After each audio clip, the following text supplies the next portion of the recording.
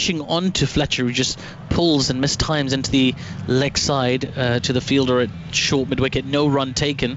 A couple of dot balls in a row here. Fletcher looking to go after the bowling of Laylo, but Laylo's holding his own at the moment.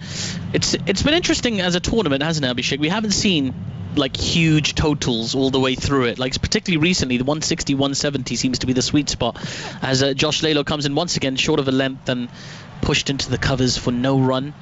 Third dot ball in a row.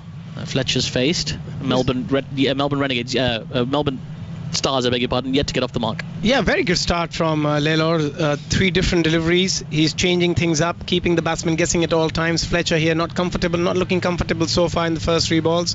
The first one was a full swinging delivery. The next 2 a bit short. I would still go back to the swinging delivery. Gives you more chance of picking up a wicket here. In comes Laylo once again, back of a length and beats the outside edge of Fletcher as it goes through to the keeper for no run. Well, yesterday we had Michael Carberry here talking about the lack of slips, and he wants to see more slips in play, especially when you're our opening bowler swinging the ball and getting the batsman playing and missing. What do you reckon about a slip right now, Abhishek? Yeah, I reckon it's always good to get one slip in T20 cricket as well, at least for the first couple of overs. See what's happening, assess the pitch, if the ball is swinging in the air or there's any movement of the pitch as well. Josh Laylo in again with another full swinging delivery, and Fletcher swings and misses. Well, he's all over the place at the moment, is Andre Fletcher. He can't really line up Josh Laylo, who's bowled an excellent over so far. 5 dot balls in a row. It's a Melbourne team that's under the pump. It's a Renegades team. In fact, it's going to get confusing. I'm going to keep saying Melbourne versus Melbourne, so I'm going to say Stars and Renegades just for clarity. All right, Josh Laylo, can he complete a maiden over? How extraordinary would that be? And he comes short outside the off-stump, has been cut, but only to the fielder at point. It's Imad Wasim who fields, and extraordinarily, Josh Laylo has started the Melbourne derby with a maiden over. Melbourne Stars 0 for 0 after 1 over. Yeah, that's a terrific over, and also the best thing about that over was that he never let the batsman come on top. He always kept him guessing with his length. He bowled a couple of full deliveries, but then he pulled the length back a little bit as well, crammed him for room. Everything was pretty much spot on, and that's how you want to start. If you're playing a big game against a big side, that's how you got to start in a perfect way with a maiden here, putting a lot of pressure not just on Fletcher now, on Stoinis as well, because now suddenly the game from 20 overs has become 19 over game for the Melbourne Stars, because they haven't managed to score a run here. So it's going to be interesting, because it's an important game for Stars, because they would want to win the game, keep the momentum and make sure that they are in the top 5 to qualify. Absolutely. It's not going to get any easier as Imad Wasim is coming in from the other side. He's got very, very economical, very experienced opening bowler in T20 cricket. He's going to have Marcus Stoinis to bowl out. We know Marcus Stoinis doesn't necessarily like to hang around. This will be an interesting battle, the slow left-arm bowler and the extraordinarily aggressive Marcus Stoinis. He surveys the field. You saw him have a little look around. In comes Imad Wasim now. He bowls a short delivery outside the off-stump, cut through the gap in the covers by Stoinis. It's racing away to the boundary, and it does reach the boundary. So that's the first runs of this Melbourne Stars innings. It's a boundary for Marcus Stoinis, 4 for no loss. Yeah, again, I would say a poor delivery with both fielders outside the circle. On the onside, he bowled a short ball outside off-stump, gave plenty of room for Stoinis to throw his arms around, and he timed it pretty well as well. A good start in this over by the Stars. They needed it. Yes, absolutely. And in comes Imad Wasim with a much better length this time. It's been defended to mid-off for no run. Yeah, it's just kind of lets the air out of the balloon in terms of pressure, doesn't it? A boundary like that. Yeah, absolutely. So that's why you got to be very precise. If you're bowling in the first 4 overs, as you know, the power play is 4 overs, then you can get the power surge any time after the first 10. So the batting team wants to get as many runs as possible in the first 4. Absolutely. Imad in now once again. This time the ball's been struck hard, but only as far as Sean Marsh extra cover. So no runs scored. Just the 4 off this over so far from 3 deliveries. Good recovery from Imad Wasim thus far. 4 for no loss, the Melbourne Stars after 1.3.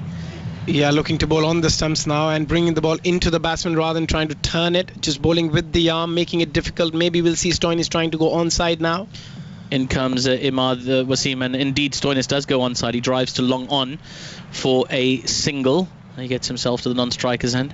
Now Fletcher's got a couple of deliveries of Imad Wasim to look at. The slower pace, what do you think maybe might suit Fletcher a little bit more? It depends, yeah. We know that he loves to slog sweep. If his on his part of the pitch. He is going to go big. He loves going over the top as well, straight down the track. So it's got to be very precise again, Imad, making sure that he bowls that length where it's very difficult for the batsman to get under and bowl on the stumps as well. Absolutely. Imad Wasim in once again to Fletcher, who makes some room for himself and drives, but only as far as the short set mid-off fielder. So another dot ball. Fletcher has now faced 7 deliveries without scoring. The Melbourne Stars 5 for no loss with 1 delivery to come in the second over. As Imad Wasim making him wait. Experienced campaigner. In he comes now from wide of the crease to Fletcher, who has a big swing. Can't beat the fielder at extra cover, but they do run through for a single. So Fletcher on his 8th delivery gets off the mark, and after 2 overs, the Melbourne Stars 6 for no loss. Very good start by the Renegades. The good thing about Stars at the moment is that they haven't lost a wicket. As long as you're not losing too many wickets in the first 4, you always can catch up. It takes a couple of boundaries to get that run rate up, and that's exactly what they need to do. Both experienced cricketers playing a lot of T20 cricket, so they should understand the situation. Yes, it was a bit difficult in the first over, but with 6 on board now, that'll give them a bit of a cushion to work with, and just a matter of a couple of boundaries, and with Fletcher and Stoinis can hit at any point. Yes, absolutely. Explosive batsmen who've done so well over the years, as we know, historically, but it's so unusual to see Andre Fletcher struggling in the way that he is, particularly in this tournament. Like, even when he's not managed to get away super quickly, he's always being dynamic, he's looking to make his shots, but he's struggling against it. And he's got Laylor again now, who's going to continue for a second over, yet to concede a run. Josh Laylor, as he comes in to Fletcher, he bowls a back of a length delivery. Fletcher guides it to point. Imad Wasim fields, no run. So Fletcher has got 1 off 9. Laylor has bowled 7 deliveries without conceding a run. The Melbourne Stars look like they're playing Test cricket right now. A 6 for no loss after 2.1 overs. Yeah, I think you will see Fletcher just break shackles here. He'll try and do something which usually he wouldn't. If he was not stuck on one after facing 9 deliveries, might be a little shimmy down the track or giving himself a bit of room and try and go aerial. Well, in comes Laylor to Fletcher once again. Fletcher swings leg side, he pulls, he connects, and that's a beautiful shot. That 2 bounces into the fence at the square leg area. Fletcher gets a boundary. Laylor has conceded his first runs, and that little run he was having of dot balls has come to an end on his 8th delivery. 10 for no loss after 2.2 overs. Great shot. That was a very good shot. Though there was a square leg and a fine leg, he just managed to pierce the gap to perfection. He was crammed for room again, but just the quick hands did the job for him this time. Very well played shot by Fletcher. In comes Laylor. This time Fletcher guides the ball, and this time it beats a little misfield from Imad Wasim at point as the ball races away towards the boundaries. Harvey is going to have to do some tidying up in the deep, and the batsman will come back for 2. So Fletcher recovering that strike rate. He's on 7 off 11 now after being on 1 off 7.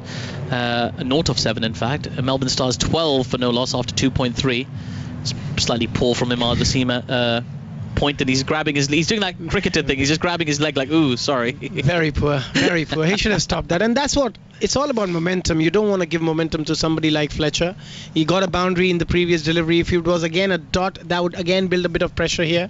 Josh Laylor in once again. This time Fletcher making room. Laylor pushing the ball out wide, and the keeper fumbles. It has been wided by the umpire, even though the batsman made himself some room. That he pushed it so far wide of the tram lines, it had to be given wide.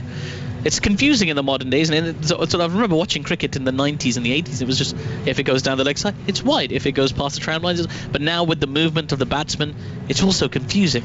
It is a bit confusing, but also I think that has brought a different angle to the umpiring as well, and some of the umpires make some really bold decisions, which is great to see. Laylor in once again, back of a length. The ball nearly takes an outside edge as it goes through to the keeper. It looked for all the world like the Fletcher top edge that as he attempted an uppercut shot through the covers. And dot ball for Laylor. So despite conceding that boundary, his figures still look outstanding. 0 for 7 off 1.4 overs. Melbourne Stars not quite getting away here at the moment, but they've got some great batting to come. Obviously the big show, Glenn Maxwell, Nick Larkin, Nick Madison. As down the track comes Fletcher this time, and it's driven hard wide of the fielder at mid-off. It races away to the boundary. 4 more runs for him, And he's spoiling this over from Laylaw. You wouldn't know that he'd bowled 8 dot balls in a row, 17 for no loss after 2.5 overs. Again, there was very good game awareness here, Atif. He knew that he's going to try and go a bit fuller this time after bowling a short delivery on previous occasions and getting pulled. And very good game plan and giving himself a little bit of room outside the leg stump, opening that offside for himself nicely there, Fletcher, and just timing it to perfection there again. Lovely shot. In comes Laylaw once more. What can he do this time? He's bowled him! He's gone all the way through Fletcher. And his little knock there, his awkward little knock from Fletcher comes to an end as Laylaw has held his line, held his nerve, defeated the batsman. The Melbourne Stars lose their opening batsman, Andre Fletcher, for 17 runs for 1 wicket at the moment for the Melbourne Stars after 3 overs. And, well, that was a poor innings, really, has to be said, despite those boundaries. And after investing all that time at the crease, it feels like a waste, Abhishek. Oh, absolutely. And again, a very well bowled delivery by the bowler. He just bowled it a lot slower, completely got done here. Fletcher, he didn't see the ball properly, didn't expect a slower delivery as well. Again, a little shimmy, wanted to go aerial this time again, but very smart from the bowler Laylaw, picking up his first wicket. Still just gone for 11 of his first 2 overs. Still very good in a T20 game. And Melbourne Stars losing the first wicket for 17 after 3. That brings in Larkin into the middle. Yes, Nick Larkin. And often we've seen sort of Maxwell coming ahead of Larkin depending on the situation, but it's still so early in the game, only 3 overs in. There's plenty of time for Nick Larkin to assert himself on the match. And he hasn't had the best BBL so far, only 133 runs, but a decent strike rate in the 130s. He'll be keen to make a mark in this heavyweight Melbourne Stars team, and they need a big performance today. They need to win this game, ideally with a good run rate as well, because the higher you are up in the table, the simpler your qualification procedure. And I'll go through the format a little bit later. It's so confusing as Evans is into the attack now as the ball, first ball to Stoinis has worked into the onside for no run. And Evans, of course, favouring that headband, but not that conventional headband. It's more of a Rambo-style headband with a little bit of the overlap just leaning behind you, like a cloth ponytail. It's an unusual look. I haven't seen it since the 80s, but good for Evans, bringing it back. Probably flutters in the air as he's running into bowl. Right, Marcus Stoinis on strike. He's got 5 from 5 so far. In comes Evans, who bowls at half volley. It's been smashed over the covers. It's racing away to the boundary, and it will get there. What a shot from Stoinis, trying to break the shackles and build some momentum for the Stars, who are 21 for 1 after 3.2 overs. Yeah, again, a lot of room outside the off stump. Was a full delivery. All the fielders inside the 30-yard circle. These are kind of a free hit, if you ask me, in a T20 game, especially in the first 4 overs. And Stoinis, all he had to do is just throw his bat around, get some sort of connection, and then he always knew if he gets a little bit of the bat there, he'll always going to pick up a boundary.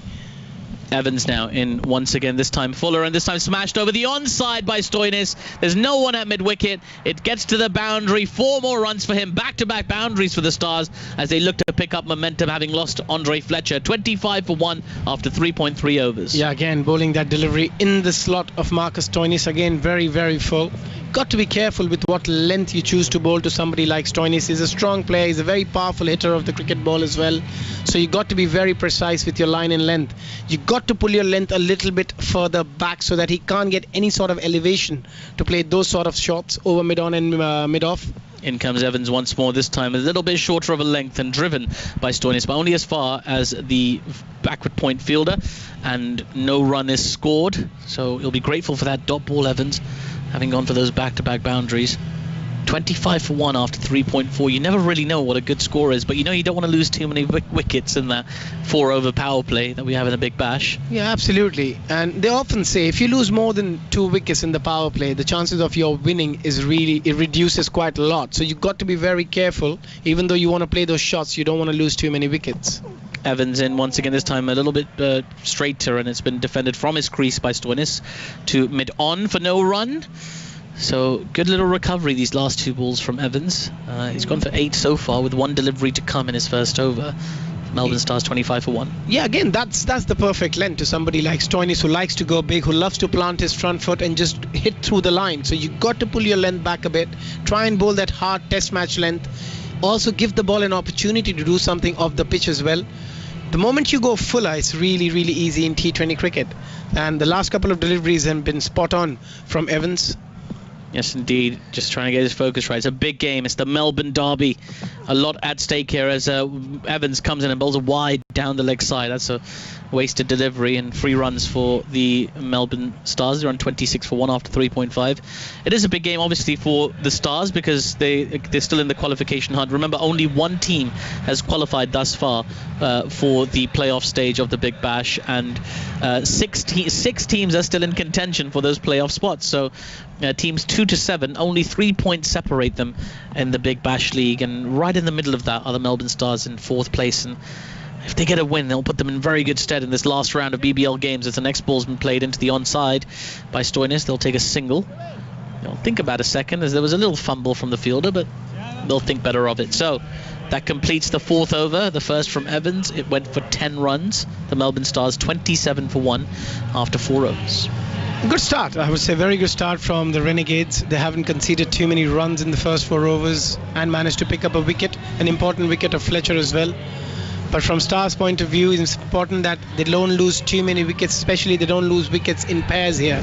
And Stoinis is always a very, very important player for the Stars. He's had a very good season so far in the BBL as well. Been pretty consistent, though he has only got 150. That was a big 97 against the Hurricanes.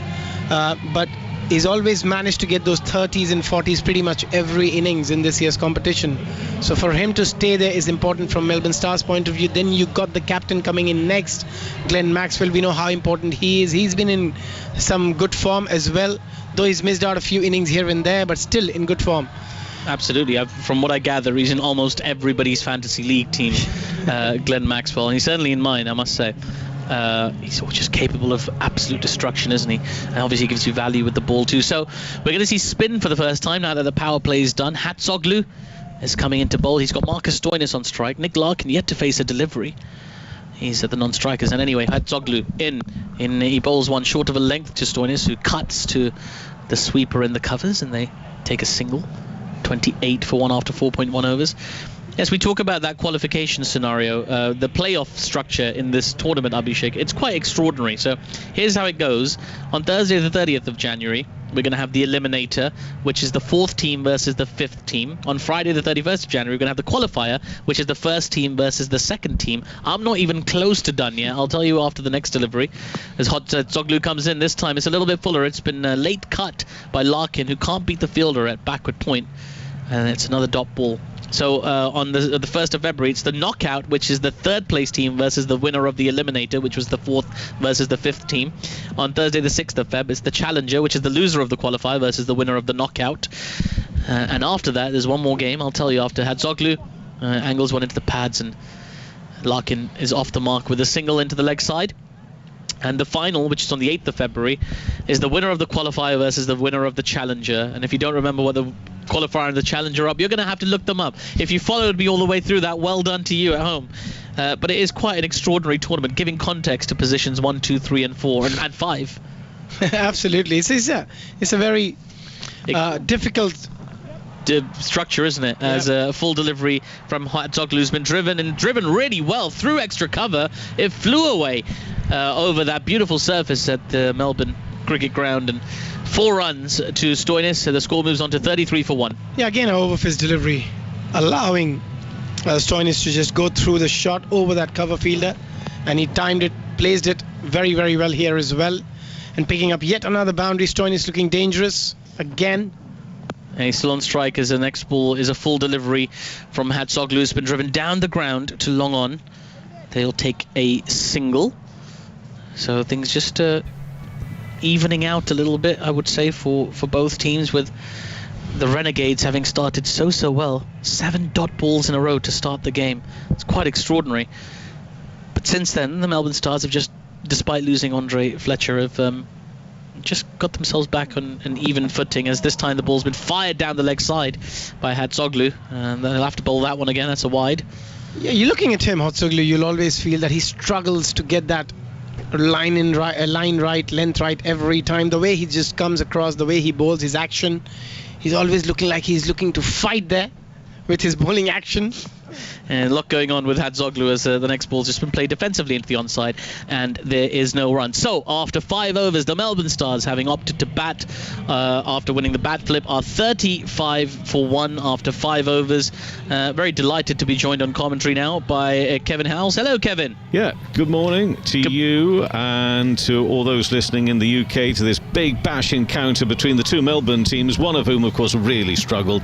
The Renegades, little surprise that they make 3 changes, although within their starting 11 today, I think every single one of them, just looking down this list, has probably got an injury reason as well.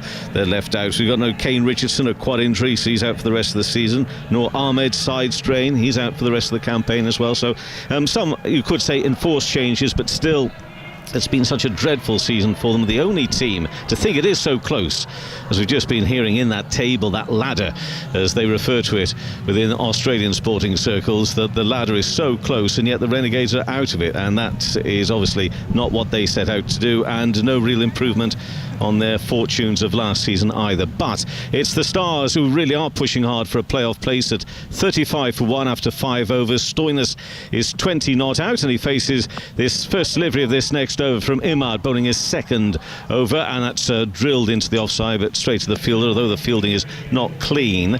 And it's interesting, Abhishek, I mean, this score is not massive, but at the same time, a lot of teams have played this sort of way in this competition so far. They've not really set out to go at it hard and fast in the early stages. And again, Stoinis will find a bit more space this time on the offside. Up to long off, he'll get a single. He'll move to 21, and the score up to now 36 for 1 in this 6th over. Yeah, absolutely. I mean, we have seen this over and over again, that teams have been a bit cautious in the first 4. They didn't want to get up to like 40, 45, 50 in the first 4, which we often see in T20 cricket. But they've got that opportunity to get those 2 overs at the end. Iman to Larkin. Larkin drives that straight back to the bowler, no run. Yeah, again, going back to what I was saying, they have the luxury of getting those 2 overs anytime after the 10th over. Probably a lot of teams are waiting for that. They're targeting those 2 overs. They want to make 25-30 on those 2. Imad again, Larkin defensively. It isn't Test cricket, but it's not far off at times to look at it. There's been very good bowling from Imad. He's keeping things tight. He's bowling a very difficult line and length here, not letting the batsman get away. Larkin under a bit of pressure as well. Indeed he is. He's 1 not out. He'll reach for that one, actually get a bit more bat on it, but probably just be a single out to the cover boundary again. So the score just edging along here to 37 for 1. 1 ball left of this 6th over. Of course, the other thing about the start is that although, and this is the way I always make this mistake in every competition where there are bonus points, Abhishek, I tend to only get interested and excited about them towards the back end of the campaigns. Mind you, this is a little aerial. It's going to be safe down towards short third man. They'll scamper through for 1 and they'll make it. Will there be overthrows? There is backing up there, so I think they should be fine. Yeah, 6 overs gone, 38 for 1. But when you think about the tightness of this table and this bash boost bonus point after 10 overs, it's something which of course will be of little consequence to the Renegades, but it could well be to the Stars. So I just wonder just how mindful they will be that they've got to set something pretty decent about the 10 over mark as well, and will they fight hard for those points, because it is so tight. Just what the Scorchers on 24 points in second, got the Strikers on 20 points in 7, just 4 points between those teams. I mean, every point just counts for so much. Oh, absolutely. It really does. So we wait and see this next delivery. Just this next delivery, that's right, and that's played out into the offside. Just got a little confused there with the information coming through, but it's a single, 39 for 1. 7th over. There is a crowd in at the stadium, at the Docklands. It's a very quiet crowd. Can't really hear them too much at the moment, but they are enjoying their cricket. With Larkin on 2 from 6 deliveries. Hadzoglu is bowling his 2nd over. Next ball is bowled, a little bit of width, sits up a little there for the keeper, taking the gloves, and again no run. So yeah, no explosive start here from the Renegades against the Stars. The Stars batting first. They won the toss, selected to bat first. They just make one change to their team. Billy Stanley makes way for Nathan Coulter-Nile, who's been out with a calf injury. He's played 3 games previously in the competition as Coulter-Nile. He's back in the side again tonight. And that one with a little bit of width, and it's cut behind square on the offside. That's going to be a welcome boundary. So again, the crowd will be up on their feet and cheering that. They're having to cheer every boundary they possibly can at the moment, and enjoying what they can in terms of the boundaries. 43 for 1 midway through this 7th over, and Larkin now with the 7th 4 of this innings takes his score to 6 not out. Yeah, that was a lovely shot again. There was room outside the off stump, but he opened the face at the end nicely to get that gap between point and cover, deep cover. Hasoglu in again and trying to cut this one, and does, but a very good stop just down there at short third man. He gets down to it nice and quickly, but can't stop them from going through for a single, and the score on to 44 for 1 now. 2 balls left of the 7th over. It's not easy to explain the knockout stage of this competition up and coming the next week or two, but it is a fascinating aspect, and they do that within this competition. This one is played behind square again. Is that going to find a space down there towards the boundary? No, the fielder will get to it now with a right arm throw, and they'll go through for a couple of runs. Yeah, I'm a bit surprised with the field they have set up. A leg spinner is bowling. There is no short third man. There's just one fielder who's just behind point, and that opens a massive gap for the batsman. So every time they open the face of the bat, and if they can manage to run the ball down towards the third man or the point boundary, they'll pick up a few runs there, and that's been the case in this over so far. Every time they're looking to open the face, there's 5 fielders on the onside, and the bowler is bowling outside the off stump. A bit surprising. Stoinis 25 not out. Stoinis will find enough space on the offside to go through for at least one. Man up off the boundary now with a right arm throw. So Stoinis moves along at the end of that 7th over up to 26 of 19 deliveries, 47 for 1 of 7 overs. The average first innings score here at the Dockland Stadium, or the Marvel Stadium, whichever you prefer, is 163. Of course, we had a game played yesterday at this ground, so this is the second match being played at this stadium in the competition. It's all been a little bit different, of course, with COVID related bubbles, but Perth beat Brisbane yesterday, scored 174 for 5, then bowled the heat out for only 115. So yeah, the spinners played a part, but so too did the pace bowlers. It seems, as is nearly always the case, I guess, that you know, that if you bowl straight, you keep it tight, you're going to make it difficult, and that's seemingly what happened yesterday. Now Prestwidge comes into the action for the first time this evening. He's back in this side. Prestwidge, Zach Evans and Josh Layla are the 3 that have been drafted in by the Renegades. Will Sutherland misses out alongside Kane Richardson and Noor Ahmed. But Prestwidge is playing his 6th game. He's taken 5 wickets in the campaign so far, and he's in for the first time this evening. And in and bowling to Stoinis and pushed into the offside for no run. It is one of the wonderful things, I think, which we can relate a little back to what we saw from India within the Test series in Australia, and India having to rely on, well, almost a second 11, and what a fantastic second 11 it turned out to be. But just looking at that and just drawing, you know, some of the debates that have been going on between the impact that T20 cricket, IPL, other franchise cricket would have on the Test arena. Just get your thoughts on Abhishek from you in a moment on that, as Stoinis plays that away onto the onside. There'll be no run, and seeing young players introduced here in the Big Bash, not quite so young. Perhaps they could even, if you like, blood a few even younger players within these competitions. But there seems, and evidence was needed, we had it over this last few weeks, that you blood those youngsters in big tournaments like the IPL, and they've still got a mighty big appetite for playing Test cricket, haven't they? And being successful in that format as well. Absolutely. I think it's a completely different format. I don't think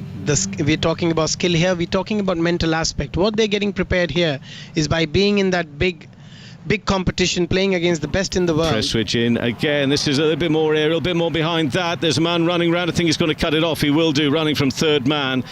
And they're just unable. I mean, they've had a few boundaries here. They just can't find those gaps as they would like. And the score moves to 49 for 1. Yeah, again, going back to the point we were trying to make is that, yes, it's the occasion, is playing against the best players. You get that confidence. So once you're introduced to international cricket, you're not overwhelmed by the whole atmosphere, because you've felt that already playing in the BBL, in the IPL. And that's why we have seen so many youngsters doing so well. straight away when they're introduced to international cricket, and I think that has been a huge plus. Presswich into Stoinis, drives hard and firm along the ground. That does get past the fielder, and therefore, though Aaron Finch will try and cut it off, he can't do so. Well, he put plenty behind that, timed it nicely, and although, again, it went, well, virtually straight to the field, it couldn't get down quickly enough to cut it off, so it's a boundary, and the Stars now past the 50 mark, 53 for 1 in the 8th over. That's the 8th for the innings. Yeah, that was a lovely shot. Though it was a half volley, he still needed to put it away and played it nicely, hit it really hard here. Marcus Stoinis, though he didn't get in the middle of the bat, I thought he got it off the toe end, but still the ball reaches the boundary, and clearly there's an intent from the Stars to try and make a good total for the bash boost point. It's very important that they try and pick up that 1 point. It could get very crucial. 3 teams in the same point at the moment on 23.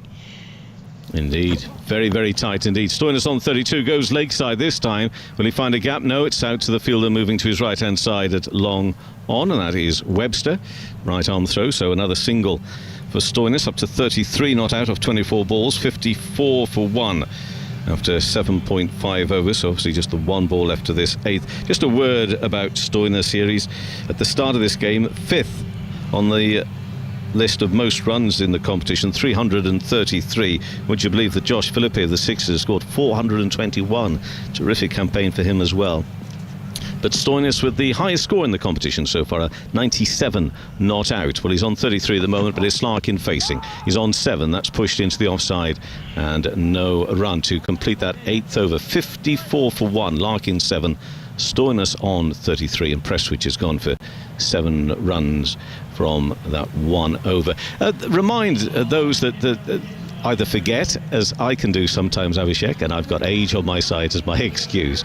Are there rules in place for how many players of a certain age in the IPL and how many Indian players must appear now within an IPL 11 or a franchise? Are there definite attempts to make sure that the youngsters are brought through in that competition? There's no real attempt to bring in youngsters, but most teams do that. Earlier there was a rule that you have to have under 19 players in every side. You have to have at least 2 under 19 players, and I don't think that rule still stays, but they pick up a lot of youngsters.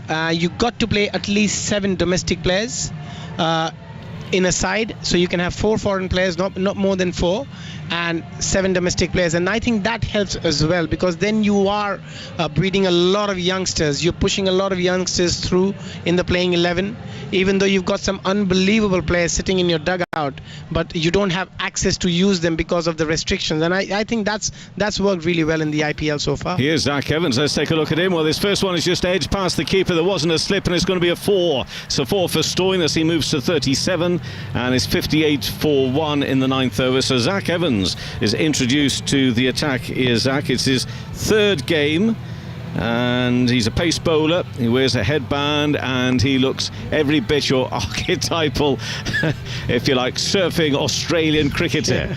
It looks the part, and let's see if he's going to bowl like that. Well, he got an edge off that first delivery, but Stoinis perhaps knew exactly what he was doing. There wasn't a slip in there, and it was well wide of the keeper. But Evans is in again. This is his 2nd over, and is pushed onto the onside, and the score will be a dot ball, and therefore it will remain at 58 for 1 in the 9th over. Yeah, sorry, this is 2nd over, of course. It's gone for 14 runs so far. What do you make of what you've seen of Zach Evans? Yeah, he looks pretty good. He's got a very, very clean action, very strong action at the end as well when he loads up the delivery. So he looks a real prospect here, and as you mentioned, the first delivery was a terrific ball. He did manage to get an edge. I still felt that Harper should have dived and at least went for the catch. He just looked at it, didn't make any attempt. Interesting. Stoinis on 37. He goes leg side this time, Stoinis, and he's going to be caught. So Evans takes a wicket, and the wicket, the mighty wicket of Stoinis, the 37, caught out there at square leg on the boundary. Well done, Evans. Terrific for him, for the 20-year-old, and the Stars now 58 for 2 midway through the 9th over. Yeah, that was again trying to take him on. Marcus Stoinis, very well set field there as well. There was a deep square leg. He wanted to take him on, didn't get enough on it, caught at the boundary, but well bowled by Evans. Bowled that hard length again. Marcus Stoinis again falling for 37. Good start for him, 27 deliveries for 37, but still didn't manage to make it a big one. Melbourne Stars loses their 2nd wicket after 8.3 overs on 58. In comes the captain, Glenn Maxwell. Yeah, oh no, sorry, it's Coulter Nile. A bit surprised. So, what have we got going on here then, do you reckon? Because Coulter Nile has come out next to bat. Is this going back to what I was just alluding to just a few overs ago about the possible importance of this bash boost point in making sure you've got a big total, or as big a total as you can get, for your 10 over mark to try and defend that in the second innings? Absolutely. I think they're going to try and go really, really hard in the next 9 deliveries. If they can get 20 odd runs, even 15 or 20 in the next 9 deliveries, that could take them to that 80-85 mark, and that's what they're looking at. And you lose Coulter Nile. Well, what have you lost? Let's swear. Well, I think he's bowled him. He has. Yes. I think behind his legs, so that's not really worked very well. And it's 58 for 3. 2 balls left to the 9th over, and Evans as a second wicket. 2 for 14 for the 20-year-old now, and that's the end of Coulter Nile. Well, just off the bottom of his thigh pad, down onto his leg stump, and he's bowled him. That's probably one of the most unlucky ways to get out. The ball getting stuck in that thigh pad and then just ricochets on the stumps. But great news for Evans and great news for the Renegades. The Stars loses their 3rd. He came for a job here to get some quick runs, but unfortunately Nathan Coulter Nile will have to go back without scoring a run, without giving any trouble to the scorers. In comes Glenn Maxwell. Maybe I called it a ball early about Glenn Maxwell, but he's there. Look, do you approve? It's not worked now, of course, but do you approve of what they were trying to do? Do you think that tactic was a sound idea? I just feel that if you want to do that, I think Glenn Maxwell is more equipped to do that than Coulter Nile. Well, that's exactly right. Exactly. I mean, but anyway, I suppose you could also argue that you want Maxwell there perhaps for your power surge, which is to come a little later on. And just before he was out, I said, what's lost if he does get out, necessarily? But it didn't work. We got a hat-trick ball on our hands here now. Let's see how he gets on. So it is Zach Evans coming in to bowl it on a hat-trick, and that is pushed away onto the onside. Oh, that's happened so often in my life, Abhishek, I'm afraid. But if you don't build up, if you don't set the scene, and it does happen, you feel a fool. Oh, but never mind, a hat-trick ball which came to nothing, but it's still 2 in 2 and terrific for Evans. Yeah, he's been brilliant in this over. He's bowled a very, very good line, good length as well, kept things tight, made it difficult for the batsmen. And a bit of pressure on the Stars now because they want to get to a good total after the first 10, but they've 3 down with Glenn Maxwell. They can't afford to lose another one here. No, Maxwell it is facing, and he's on that leg stump, but he goes across onto the off and pushes it square, behind square, straight to the fielder, and no run. And that is the end of the over. It is indeed 58 for 3 after 9 overs, and Zach Evans there has taken 2 in 2. Of course, I was going to say about he did concede that boundary, didn't he? So he did concede some runs in there, but still terrific from the youngster. And this is what they were talking about a couple of games ago, because it's been pretty much on the cards that from their point of view, of course, the competition was over, that although they did want to take a look at youngsters, it wasn't them sort of throwing the towel in and saying, look, we're not going to try, because often in these scenarios, and the great hope is that somebody like Zach Evans or someone else will stand up, be counted, and make a name for themselves and perhaps go on and help you get a win. Well, Prestwich is another young player. He has played before. Again, another big outside edge, this time from Larkin. Races away to the boundary past the keeper. He moves on to 11, and the score now to 62 for 3 in the 10th over. Even though that ball flew off the outer edge to the boundary through third man, it's still not a very good delivery, because he did manage to give him a lot of room outside the off stump. And the moment it's T20 cricket, the batsman sees anything wide outside the off stump, they are going to go and throw their hands around. And that's exactly what Larkin did, and managed to pick up a boundary. If he would have timed it, he probably would have picked up a boundary through covers, but on this occasion he picks it up through third man. Press switch to Larkin again, up onto his toes, and tries to, well, cut it or whatever. It doesn't get anything on it, and he's grateful not to. Through to the keeper. So we've still got Maddinson, Hilton Cartwright, Seb Gotch, Adam Zampa, who's had a good campaign with the ball, of course, Liam Hatcher, who took 3 for 29 in the previous game between these two teams just a few days ago, and also we got Zahir Khan, just the one change being Nathan Coulter Nile, who we've already seen. Now, of course, we could get the X Factor subs brought in as well at the 10 over mark. Okay. For the Renegades, Will Sutherland and a fellow called Brodie Couch. They're two X-Factor players. Next delivery, and again looking to lift it over the top of the keeper. Can't get anything on it. So Prestwich in an interesting battle here with Larkin. Just complete those, the X-Factor players, Billy Stanlake and Jimmy Seymour, who's a batsman. You know about Billy Stanlake, but Jimmy Seymour is a batsman, the X-Factor player for the Stars. Brodie Couch, I think, is a fast bowler. Again, a player who may be given some experience, but we wait to see if either team will use their X-Factor subs at the end of this over. We've got 3 balls remaining of the 10th over. Larkin on 11. Maxwell only faced a couple of balls, hasn't got off the mark as yet. The Stars trying to build something here to go on and defend and pick up, if they can, the maximum 4 points. 3 points for a win and 1 for the Bash boost point. Larkin here drives and plays another delivery from Prestwich just wide of the off stump. What are your thoughts on these last 3 deliveries? It's been very, very good. He's bowled good length. He's bowled a very good bouncer in the previous one, but you just feel that after that boundary, Larkin is looking to hit the ball too hard rather than just trying to time it, getting in good positions, getting his body into good positions. He's just trying to really hit the ball hard and he's looking for boundaries. We can tell he's under a bit of pressure because he's faced 14 deliveries for his 11. So with somebody like Glenn Maxwell on the other end, just once you've hit a boundary, try and get a single, keep rotating the strikes. Prestwich to Larkin, straight this time, a little straighter, but again no run, straight back past the bowler, but it doesn't go far enough to allow them to go through for a single. So this is good from Prestwich. Just got 1 ball left of his second over. 62 for 3. Your thoughts on this X-Factor sub situation and whether you think either team would be tempted tonight to make use of it? We haven't seen a lot of subs this year in the Big Bash. They have tried something new.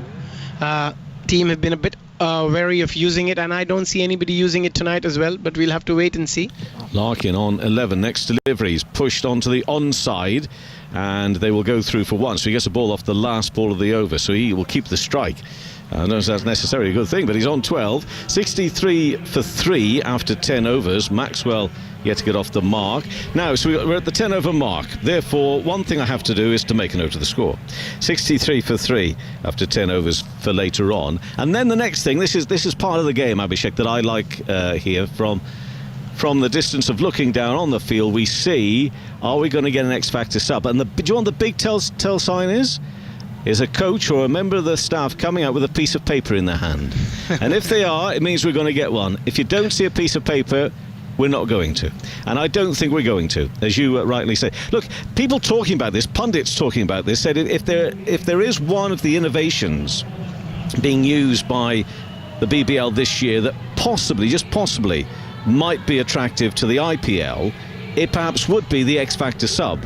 And the reason they put forward that as being the thought, they didn't think actually because of the standard of the IPL that the other innovations perhaps would be needed. But this one, because you've got such wonderful large squads of such quality, that it could be a possibility for the IPL. Your thoughts on that? Yeah, maybe it is. But if you ask me personally, Kevin, I think the best innovation in this tournament is the Bash Boost point.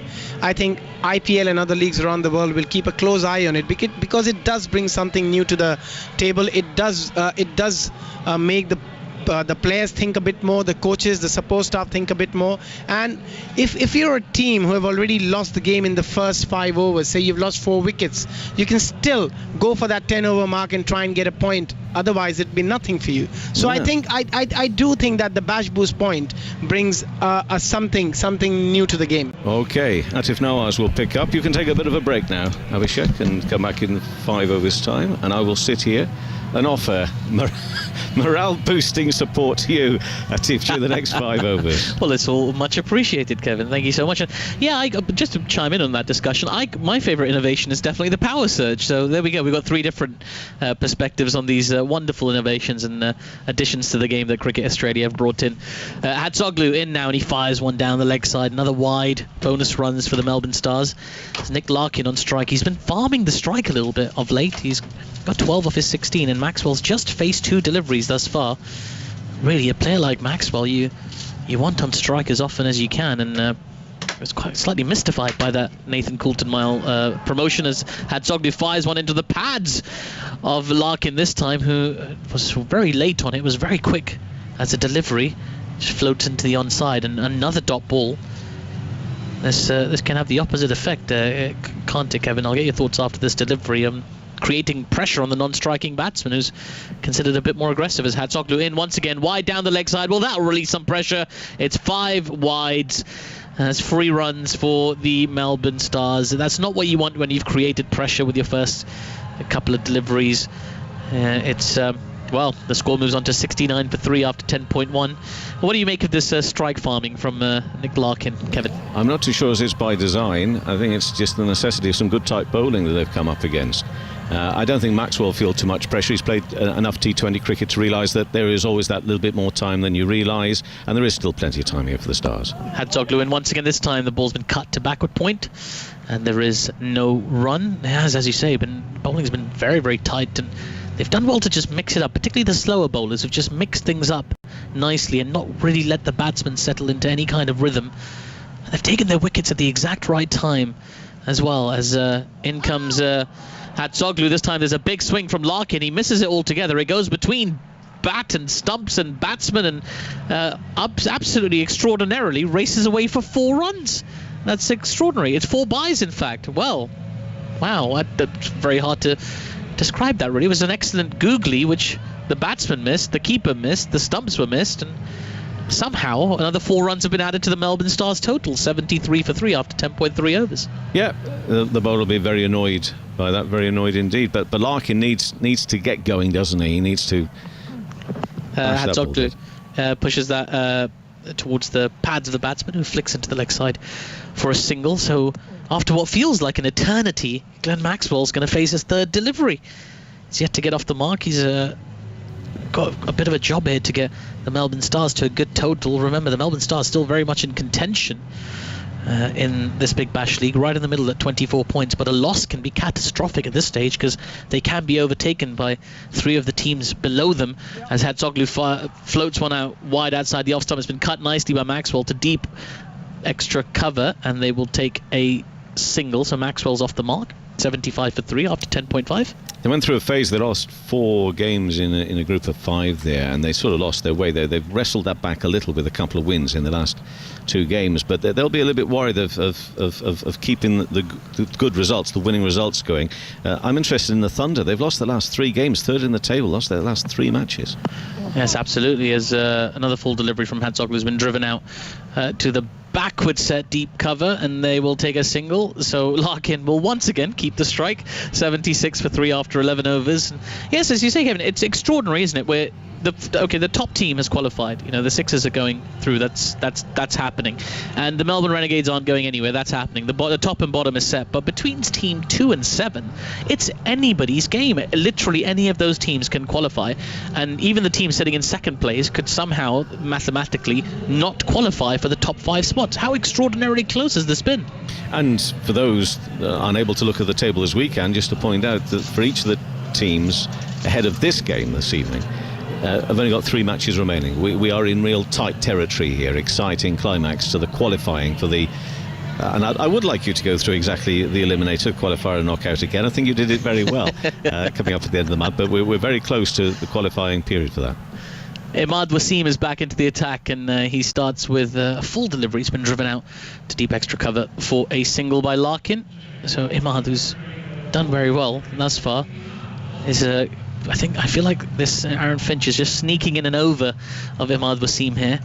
Just a little tight one to keep a lid on things and keep this run rate in check. 77 for 3 after 11.1 overs. At Kevin's request, I will, perhaps at the end of an over, because it does take quite a while, go through the statistics. There's a full one from Imad Wasim. There's a big swing from Glenn Maxwell. Is it going to clear the mid-wicket fielder? It's not! Glenn Maxwell is hauled out to mid-wicket. An excellent catch in the deep. And by Fraser McGurk, and well, extraordinary for the Melbourne Stars. They've lost their 4th wicket. The Melbourne Renegades well and truly in this game. And well, having been kept off strike for quite some time, it created the pressure. The big shot attempted by the Big Show, but it's not a big show today. He's been dismissed for 1 run. The Melbourne Stars 77 for 4 after 11.2 overs, and in a bit of trouble here, Kevin. Yeah, and that's where the Larkin innings, you see, then you question it even more, don't you? When you lose someone like Maxwell for only 1, they had to get going some way, and Larkin clearly not striking the ball as well as he would like. So what we've got still to come, Maddinson, he's going to be next, Hilton Cartwright, Seb Gotch, Zampa, Hatcher and Zahir Khan. So, you know, there's a bit of batting here, but at 77 for 4, 12th over, and with Maxwell gone, some big hitters, Fletcher and Stoinis as well, and Larkin clearly not. I mean, it can turn around ever so quickly. All of a sudden, Larkin will hit the ball beautifully, and then he'll get going. But at the moment, he's not got going.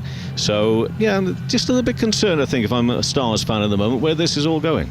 Most definitely. An excellent piece of bowling by Imad Wasim as well. Just held back ever so slightly on that delivery and just pushed that length back. And he comes now to Larkin, who's on strike. The new batsman's at the non-strikers, and Nick Maddison. So it's that excellent piece of containment that the Renegades are being rewarded for at the moment, as Imad in once again, and this time gives a little bit more air to that one. Is driven hard, but only as far as short extra cover. Another dot ball. This has been an excellent over from Imad Wasim thus far, and he's not conceded a run, and he's got that big wicket of Glenn Maxwell. As in he comes again, this time driven to the widest set long off fielder for a single.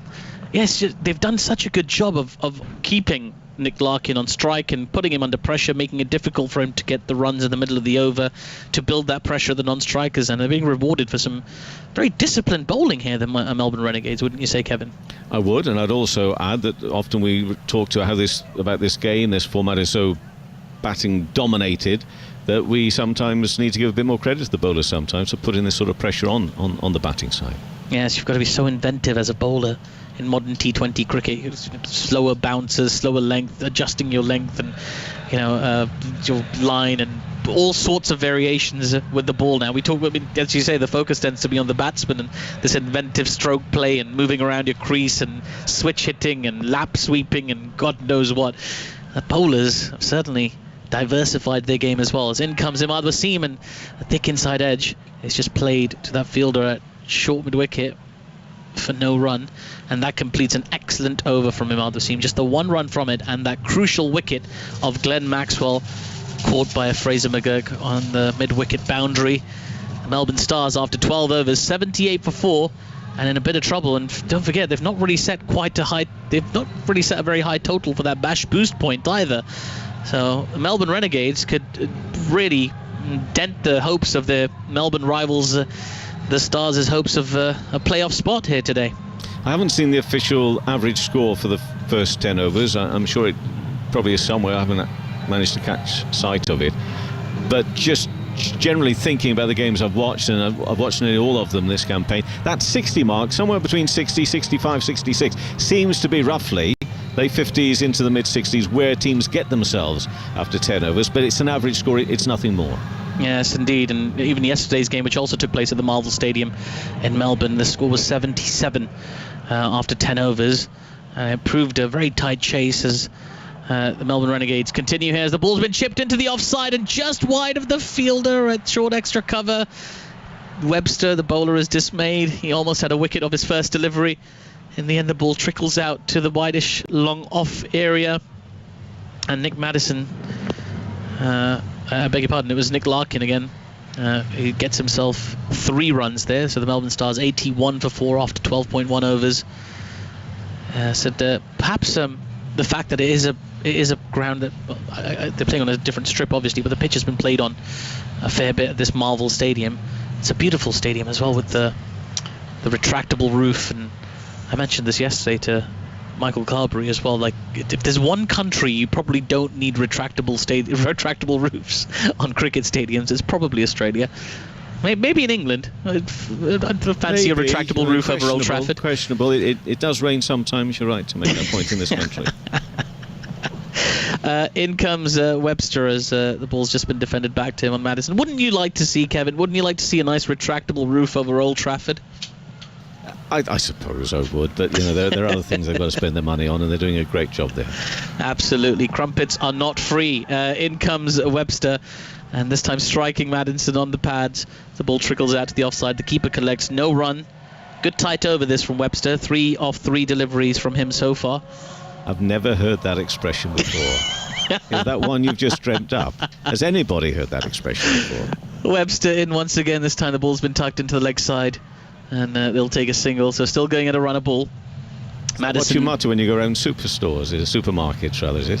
Oh, that's me. I'm walking around. Crumpets are not free. Even when you get that 3 for 2 offer, crumpets aren't free. I'm going to have to find out which supermarket you're going to. 3 for 2 on crumpet sounds good. Well, in the meantime, Nick Madison's got off the mark, and the Melbourne Stars really struggling here. 82 for 4 after 12.1 overs. Only a trickle over 6 and over at the moment. They're going to really have to work hard to get themselves to a competitive total here. We're thinking 160, 170. In comes Webster once again, a full delivery driven down the ground too long off, who's a little bit deepish set. There's a fumble as well, which will allow them to come back. Oh, it will not. They will stay for the single. It's almost like the middle overs of a 1990s Sharjah one-day international at the moment, with the agreed singles being played down to long on. It's Nick Larkin and Nick Madison. It may as well be Inzamam ul-Haq and Mohammed Yusuf playing the ball down to long on for 3 and over at the moment. 83 for 4, the Melbourne Stars after 12.5 overs. In comes Webster, and this time the ball's just been defended back to him for no run. That completes an excellent over from him, just the 5 runs off it. 83 for 4 after 13 overs. And, well, I would say honours even, but I've got to put the Melbourne Renegades ahead on points, I would say. What do you reckon, Kevin? Well, most definitely. If you're talking of the moment, I think what we'd always be wary of, because we've both been there, you and I, if you're commentating on a game of cricket and T20 like no other, although just look at this test series has just gone by from Australia and India. People did make some pretty strong calls, didn't they, early on in that series, and were found wanting. And just like us tonight with this T20 game, you think you know which way it's going, but one of the reasons we're here commentating is because we don't know.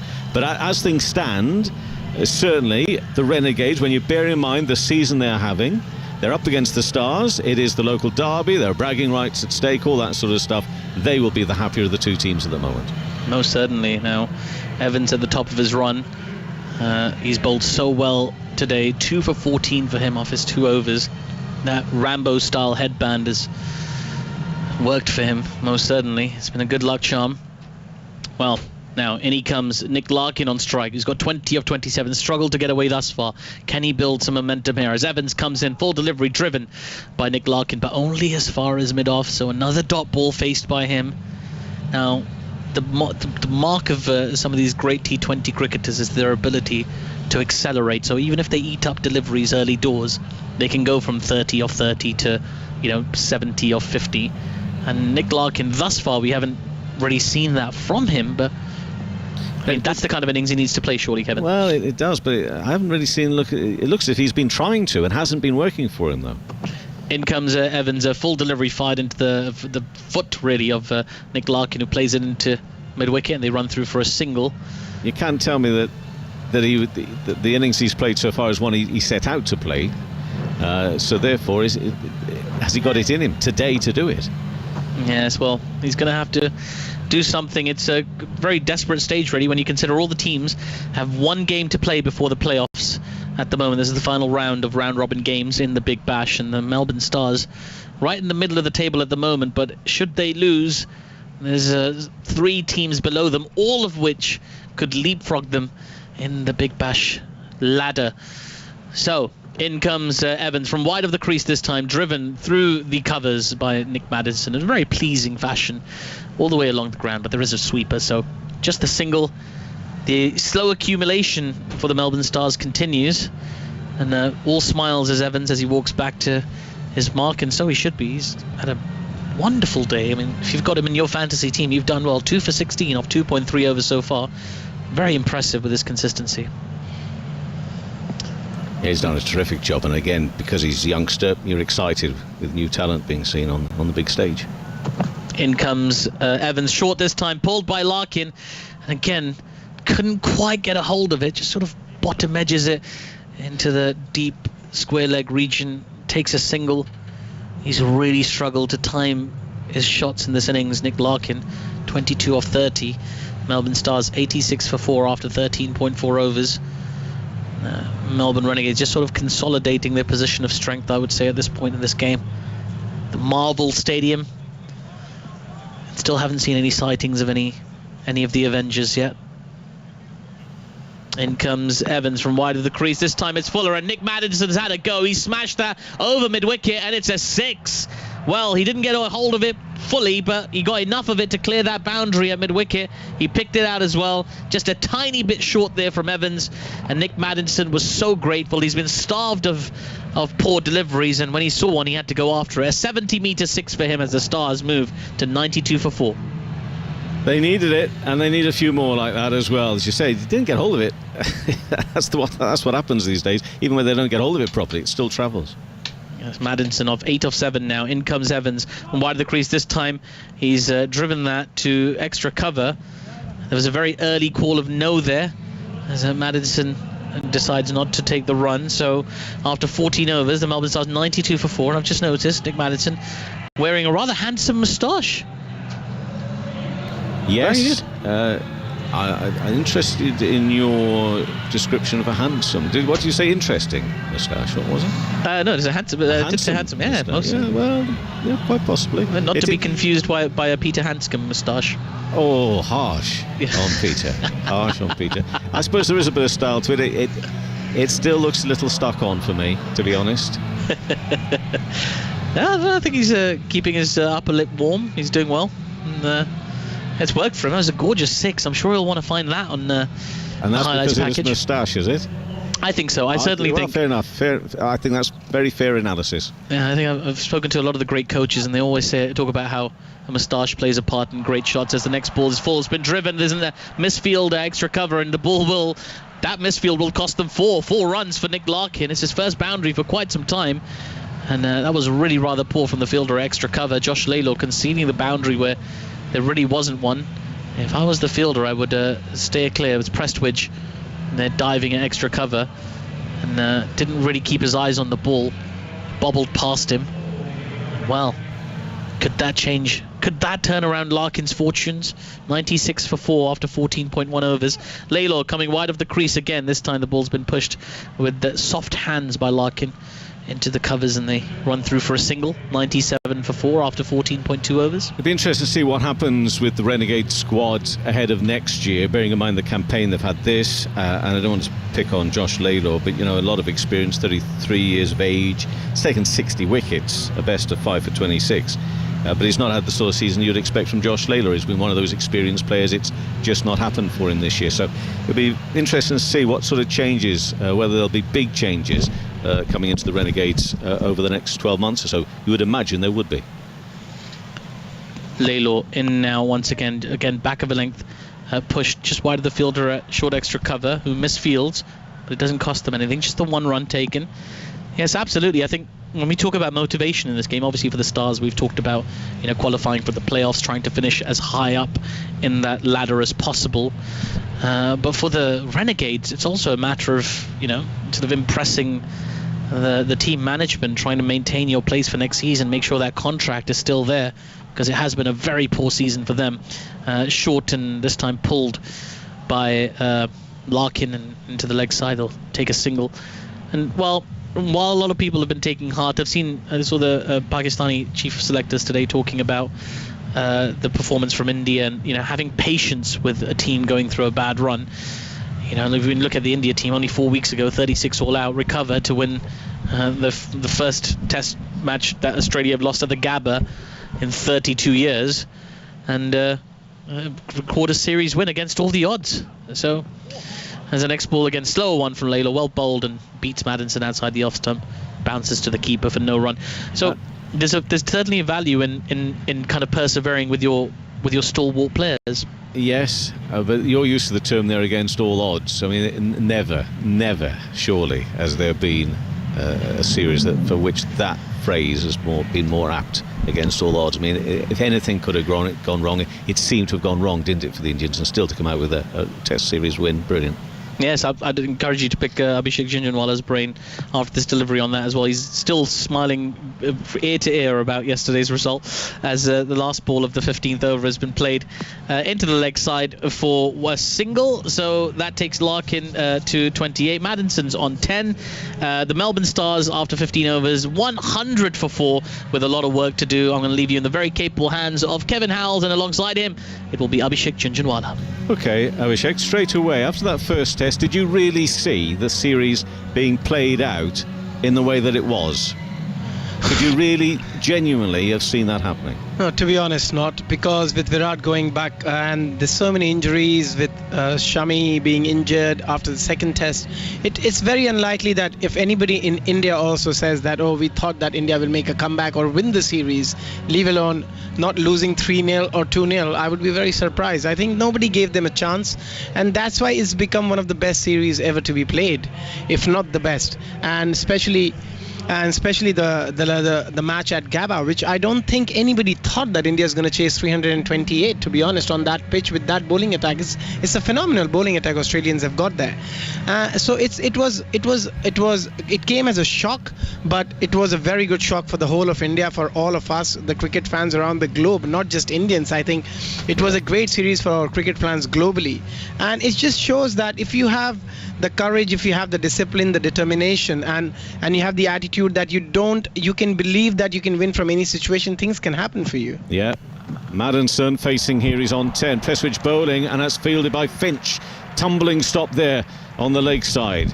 It wasn't a catching opportunity, unless I see a replay to convince me otherwise there, but it was travelling, and it was a very good piece of fielding. So the score is 100 for 4 in this 16th over. That was hit. He got onto it nice and quickly, and just looking, actually diving to his right-hand side. It was a very good piece of fielding, but it almost carried. It wasn't too far off carrying it. Actually went a little bit nearer to him than I realised. But anyway, we're into this 16th over. It's the two Nicks, Larkin and Maddison, currently out there at the moment for the Stars. Maddison on strike, next delivery, and he pulls this one. Oh, that's gone a long way. He's got hold of that beautifully for 6 on the onside, just in front of square. Maddison to 16, and the Stars to 106 for 4. We're not in the power surge, by the way, but he's got hold of that beautifully. How far has that gone? 67 metres. Well, we've seen them go a little bit further. They're square on that's onside, but he got hold of it gloriously. Oh, that's a wonderful shot. He picked the length very early as well there, Kevin, and then it was short, but he got under the ball pretty well, got the elevation to hit it over the deep square leg fielder, but it was a poor delivery at the end as well because of the length he bowled here. Prestwich in again to Maddison. Bowls now again a little bit shorter, but a little bit wider, and almost a bit of a feel and a fiddle for that one wide of the off stump, and didn't get anything on it through to the wicket keeper. So the score remains 106 for 4 midway through this 16th over. And just a word about being, I don't know if you can readily think, perhaps too readily think here, Abhishek, of being in a situation where you're in a competition, you know your chances have gone of getting anywhere in the competition. You know, it's all very well for people like me, my side of the boundary, to sit here and say, oh, you got your professional pride. I hear the players talk of professional pride, but what it's like being in that sort of environment as Prestwich comes in to bowl now to Maddison. He can't get hold of that one. This is a good comeback from Prestwich. Bottom toe end of the bat into the offside, but they can't get a run. But in this sort of environment, for Aaron Finch and the coaching staff, trying to keep the players motivated. Yeah, absolutely. And unfortunately, I've been in this situation a couple of years in the IPL, and it's a very tough situation to be in as a player, as a team, as a leader, because you know that the opportunity of you qualifying is completely gone. And as you mentioned, it was all about professional pride, and you do want to make a point. The players who got the opportunity, they want to do well, because they know that if they don't do well, the next year's contract is up for the grabs as well, which might not stay. So there's a lot in line still. Maddison on 16, a little bit of width off, and he gets hold of it nicely, and that beats the man at short extra cover, and it's going to be 4.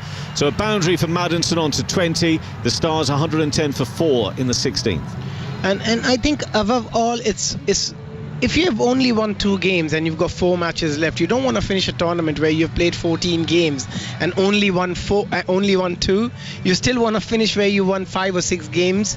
That's to put some sort of a face out there for your supporters, for your fans, for your franchise, and individually it makes a lot of difference as well, Kevin. Maddison on 20, not out. Prestwich bowling what should be the last ball of the 16th over. The left-handed moustached Maddinson. Bat raised. He's a tall, lean figure, is Maddinson. What can he do with this one? He pushes it into the offside. They'll scamper hard for 1 and settle for 1. So he'll keep the strike. 16 overs gone, 111 for 4. Larkin on 28, Maddinson on 21.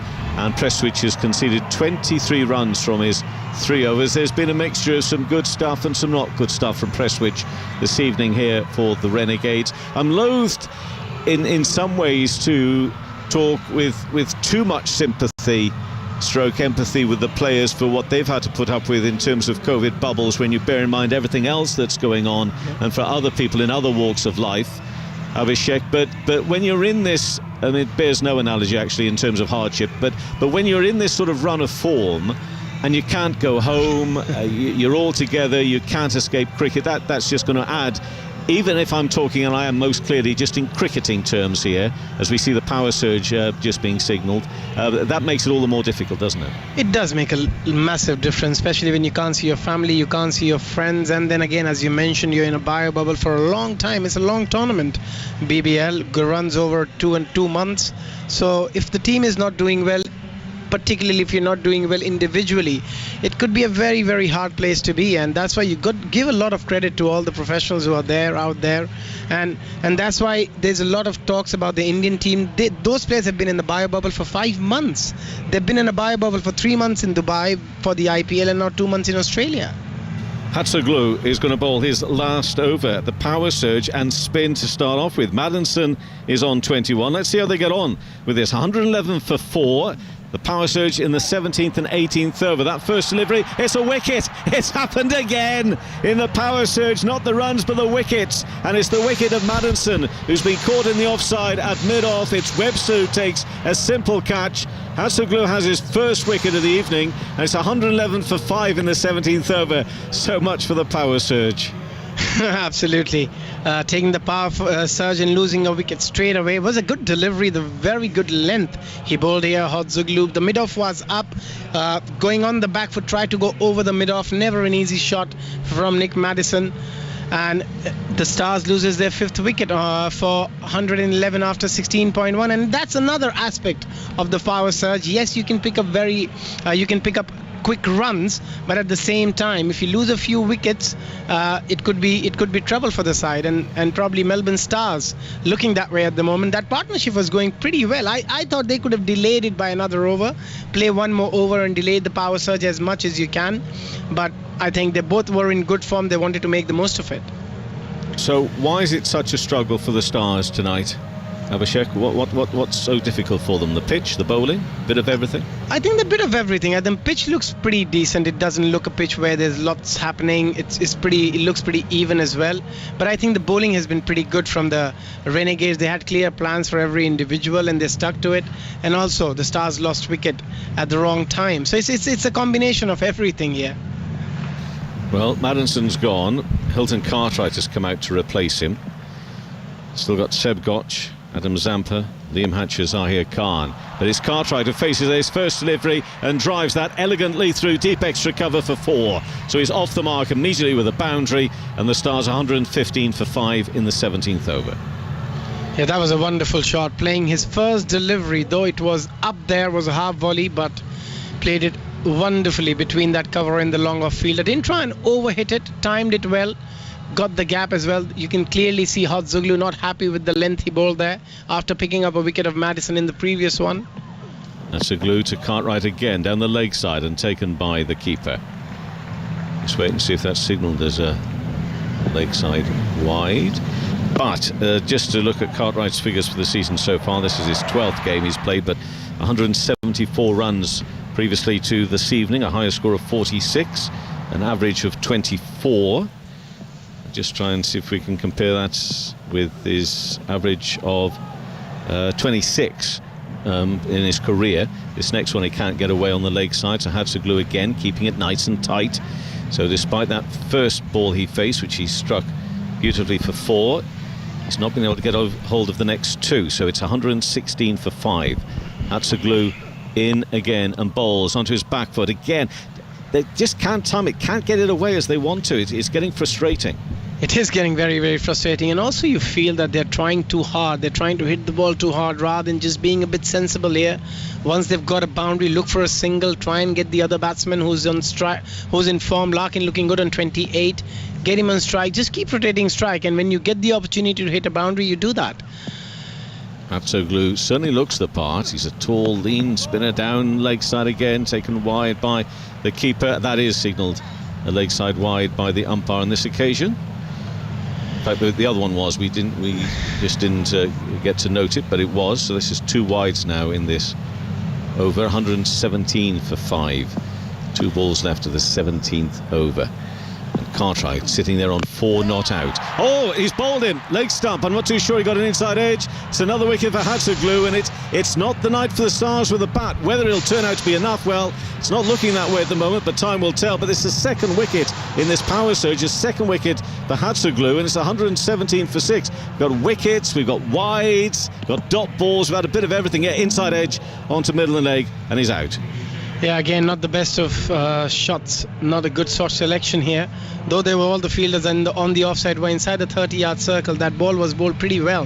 He bowled it on the stumps, didn't try and spin it. The ball went straight after pitching, and he tried to cut it off the middle stump. Never a good option. Inside edge onto the stumps. Loses another wicket here. Melbourne Stars 6 down for 117 after 16.5. In a bit of a trouble here, the Stars.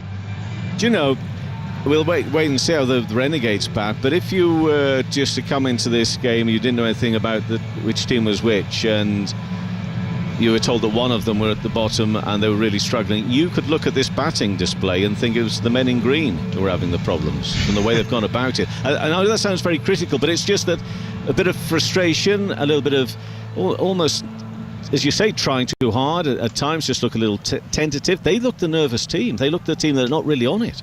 Absolutely, probably one of the pressures, because they know how important this game is. That's for them. True, they need to win it. And no pressure on the Renegades. Very good point. Hatsoglu in and bowls. And through the, well, as I say, what an over this has been. Another wide, a leg side wide, 117 for 6. If we can look back on the power surge and talk about it being successful with runs, which I don't think we will be able to, but if we can at the end of the next over, we've got to factor in these 3 wides. Absolutely. It's been Hatsoglu, a real mixed bag here. 2 for 34. We'll try and see if we can finish this over. A little bit of width, driven hard and firm, and a very good stop again in the covers by Aaron Finch. He gets down very quickly, does the skipper. 119 for 6, 17 overs. Larkin on 28 off 38 balls. Gotch has just gone out there to join him, but what an over. But fair play to him, he got a couple of wickets. Absolutely, and you can see the reason why he was trying to bowl that line where he just drifted towards the onside.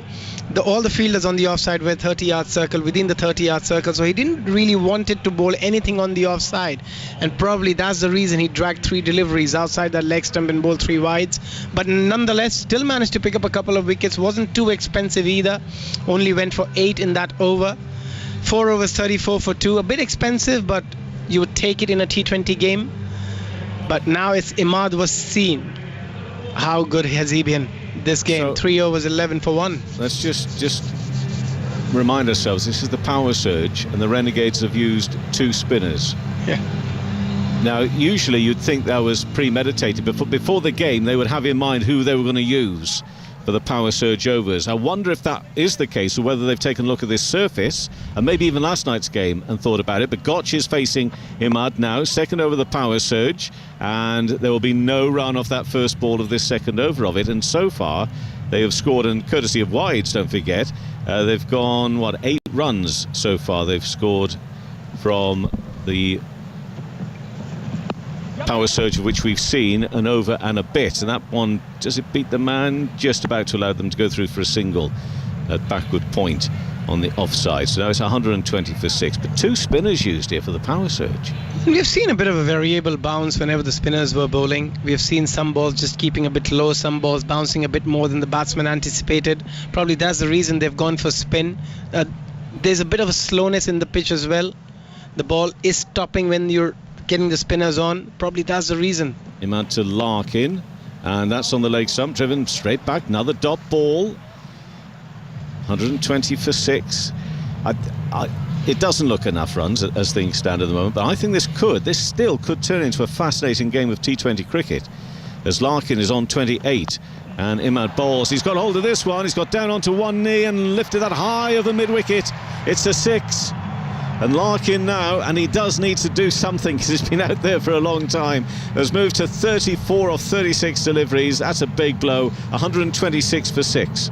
Yeah, again, picking the length really early and just getting his left leg out of the way to access that onside was a big slog sweep. Managed to get enough on it to get it over the deep mid-wicket fielder. Lovely shot. They needed one here. The Melbourne Stars, they were stuck for a while, but with Larkin there on 34 of 36, a lot depends on him, how he finishes this game, how he bats for the next 14 deliveries here, Kevin. It seems to have been a struggle for him, but if he can get going now, that'll all be forgotten.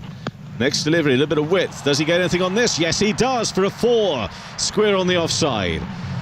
So now the power surge is starting to look more like 130 for 6. 1 ball left to the 18th over. You beat that in a circle in the right spot, obviously, bar 2 areas out there, and you should be finding the boundary. Absolutely. Again, an arm delivery with all the fielders inside the 30-yard circle on the offside. Again, straying a bit outside the off stump. Imad to Larkin on the leg stump. He creates enough space. Again, he does well, the batsman, actually. The batter there too. Will they come back for 2? Will they make it? Yes, they will. Go back for 2, so some decent running as well. So after 18 overs, it's 132 for 6. I make that 21 runs in the end, coming from the power surge. So those 2 overs. Larkin on 40, Gotch on 1. Imad has bowled his 4 overs, 1 for 24. A little bit more expensive off that power surge over there, but he's still done a very tidy job for the Renegades. It's still a wonderful job when you only go for 6 and over in a T20 match. It's like you're not going to get a lot better spells than that in T20. But Melbourne Stars with 132 on board after 18, if they can manage another 20-25 runs here with 155 on board on this slow pitch, it could be a good game, as you mentioned, Kevin, at the end of the day. With the bowling the Melbourne Stars got, it's not going to be a cakewalk for the Renegades given their bottom of the table. No, they certainly haven't got confidence. Again, whether because the fact that it's all over for them, they come out and play with this expression of more freedom. We heard the term fearless quite a lot, didn't we, over the last 48 hours in world cricket? But we're talking about freedom here, not fearless. I think there will be a bit of fear. Gotch is on 1, and Laylaw going to bowl his last over, and a little bit of width, and that's in the air, but it's safe. Out towards deep extra cover. A fielder will try and cut it off, parries it back in. Nice piece of fielding. And then the fielding is completed there by Prestwich with the right arm throw. Back to the keeper.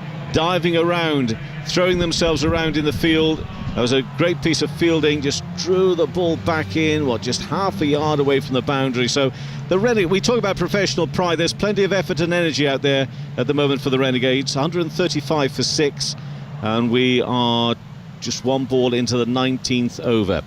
And it's Laylaw from wide of the wicket in. That sits up nicely. Will it go out to be caught? Oh, it's been dropped. It was a low chance out there on the deep mid-wicket. I'll say that again. 3rd time of trying. Deep mid-wicket boundary. Got his fingers down to it. Couldn't keep hold of it, but it would have been a sensational low catch had he have taken it. Would have been an exceptional catch. He made a great ground there.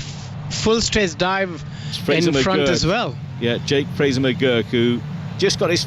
Oh, he got his fingertips to it, tried to lift it off the ground, couldn't quite do it. Well, good effort. Laylaw has to abort his run there. The score's moved on to 136 for 6. Yeah, that was a wonderful effort from the fielder. Would have been one of the best catches of the tournament if he would have stuck with that. But yeah, we often get excited about the ones that fly high, but those low ones are very, very difficult. As proven there, Gotch will get a single here to the man at short, 3rd man on the edge of the circle. So he moves to 5, 137 for 6. Midway through the 19th over. Josh Laylaw, 1 for 24. He's got 3 balls left of his spell. Aaron Finch having a word with him. What are you doing as a bowler here now? What are you looking for from the bowlers here, Abhishek? If I'm ever the captain in a T20 match, I would always suggest to bowl as many Yorkers as you could, because every time you land a Yorker is still the most difficult ball to get away with. Yes, you can try your slow bounces, you can try your slow balls, and you can try all sorts of deliveries, but there's still no better delivery if you can execute a Yorker. So it's Larkin on 41. Laylor come around the wicket, left arm in, and he manages to clear the gap between the wicketkeeper and short third man, and therefore it's going to run away for 4. A lot of width, and Larkin got hold of it nicely, moves his score to 45, and the Stars now taking shape at 141 for 6 in the 19th over. Yeah, again, that's field up with the third man in. I'm not a huge fan of third man inside the 30-yard circle in the last 1 or 2 overs. I would love to see a stat done by somebody for a whole year that how many times the third man been inside the 30-yard circle and the bowler has gone for a boundary in the next delivery. Larkin on 45, Laylor in bowls. Now he's gone on the onside of straight, in the air. Will it fall for the catcher? No, it won't. A good attempt there by Webster, but he can't get hold of it. He came in, tried just to time his sort of dive, I think, towards the catch as best he could, but these are 2 difficult chances we've seen, and I think you do have to say it's put down. I think he might have got his fingers to it. Yes, he did. It's just dipping, so difficult to take the catch, although he got his hands to it. It actually hit the top, the wrist area, didn't it, in the end, and came bouncing back out. Laylor again to Larkin, 143 for 6 now, and this is over the top of Laylor, and there won't be a 4 this time. They will think about coming back for 2, but think better of it, I'm pleased to say, from their point of view. 144 for 6 after 19 overs. Larkin 48, Gotch on 5. Laylor 1 for 31 after 4 overs. Those are the sort of, I mean, technically both of them go down as drops because they've got their fingers to them. They've got their hands to them. The second one, are you still forgiving of that one? No, second one, I think he should have taken it. That was a much easier chance than the previous one, which was a lot more difficult. And once you've got both hands to the ball, you should try and catch it. But we know it's the pressure, it's the momentum. He was running in hard, then he had to bend really down as well. He was a tall guy. So never easy, but at that level of cricket, when you're playing the BBLs and the IPLs, you expect players to take these catches. We have seen some exceptional catches, don't take me wrong, but sometimes you've seen some really easy drops as well in these tournaments.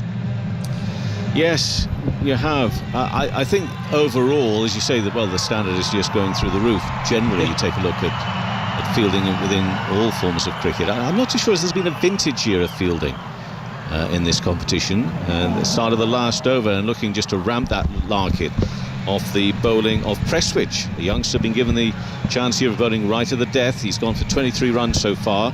The score is 144 for 6 in the 20th over. Again Larkin preempting that he wanted to play that scoop shot through the offside. That was a Len delivery that was in the slot. If he wanted to hit that ball over the infield, over the bowler's head, he would have easily done that because it was right in the slot, but he made up his mind way before the ball was bowled that he wants to scoop it over the keeper and missed it completely. Larkin's on 48 off 43 deliveries. If he gets a half century, and he will here, that's wide of the keeper and races to the boundary. Again, doesn't make an attempt to dive at it. He thinks it's too well wide of him to do so. But it's a half century for Larkin of 52 deliveries, 44 balls, 148 for 6, 4 balls left of the innings. I just wonder, what do you make of this innings, Abhishek? How would you sum up this innings so far from Larkin? I mean, he could go on and still blitz these last few balls, but it's been a fascinating innings, seemingly such a struggle. It's been a struggle throughout for him, but to be honest, they still needed somebody to be out there the whole time, and he's done the job for his side. Let's switch to Larkin again. Larkin, will he find the boundary? He will! He'll find there's nobody out there square on the offside, can't be cut off. It's another 4, Larkin to 56, 152 for 6, midway through the 20th and final over. That was a wonderful shot again, giving himself a bit of room outside the leg stump. Though it was a slower delivery outside the off stump, there was a deep cover, but did he hit that ball hard? There was no chance for the deep cover fielder to cut that off. Wonderful shot again by Larkin. His previous best in the competition this season had been a 43, but he's on 56. Now 152 for 6, midway through this final over. Prestwich bowling. Tall, light-haired figure in, bowls just on the off stump, and he tries to get everything behind that, does Larkin, but it can't get enough on it, as much as he would have wanted, but enough for a single. He moves to 57, 153 for 6, 2 balls left of this. So they've got to the 150 mark. There's something to work with. Absolutely, there's something for the bowlers when they come out to bowl. They'll have a target, and also it's about the momentum. In the last couple of overs, they've got the momentum which they're going to take inside the dressing room. When they come out, they will bring that momentum with them in their bowling as well. So it's all about the momentum in T20 cricket.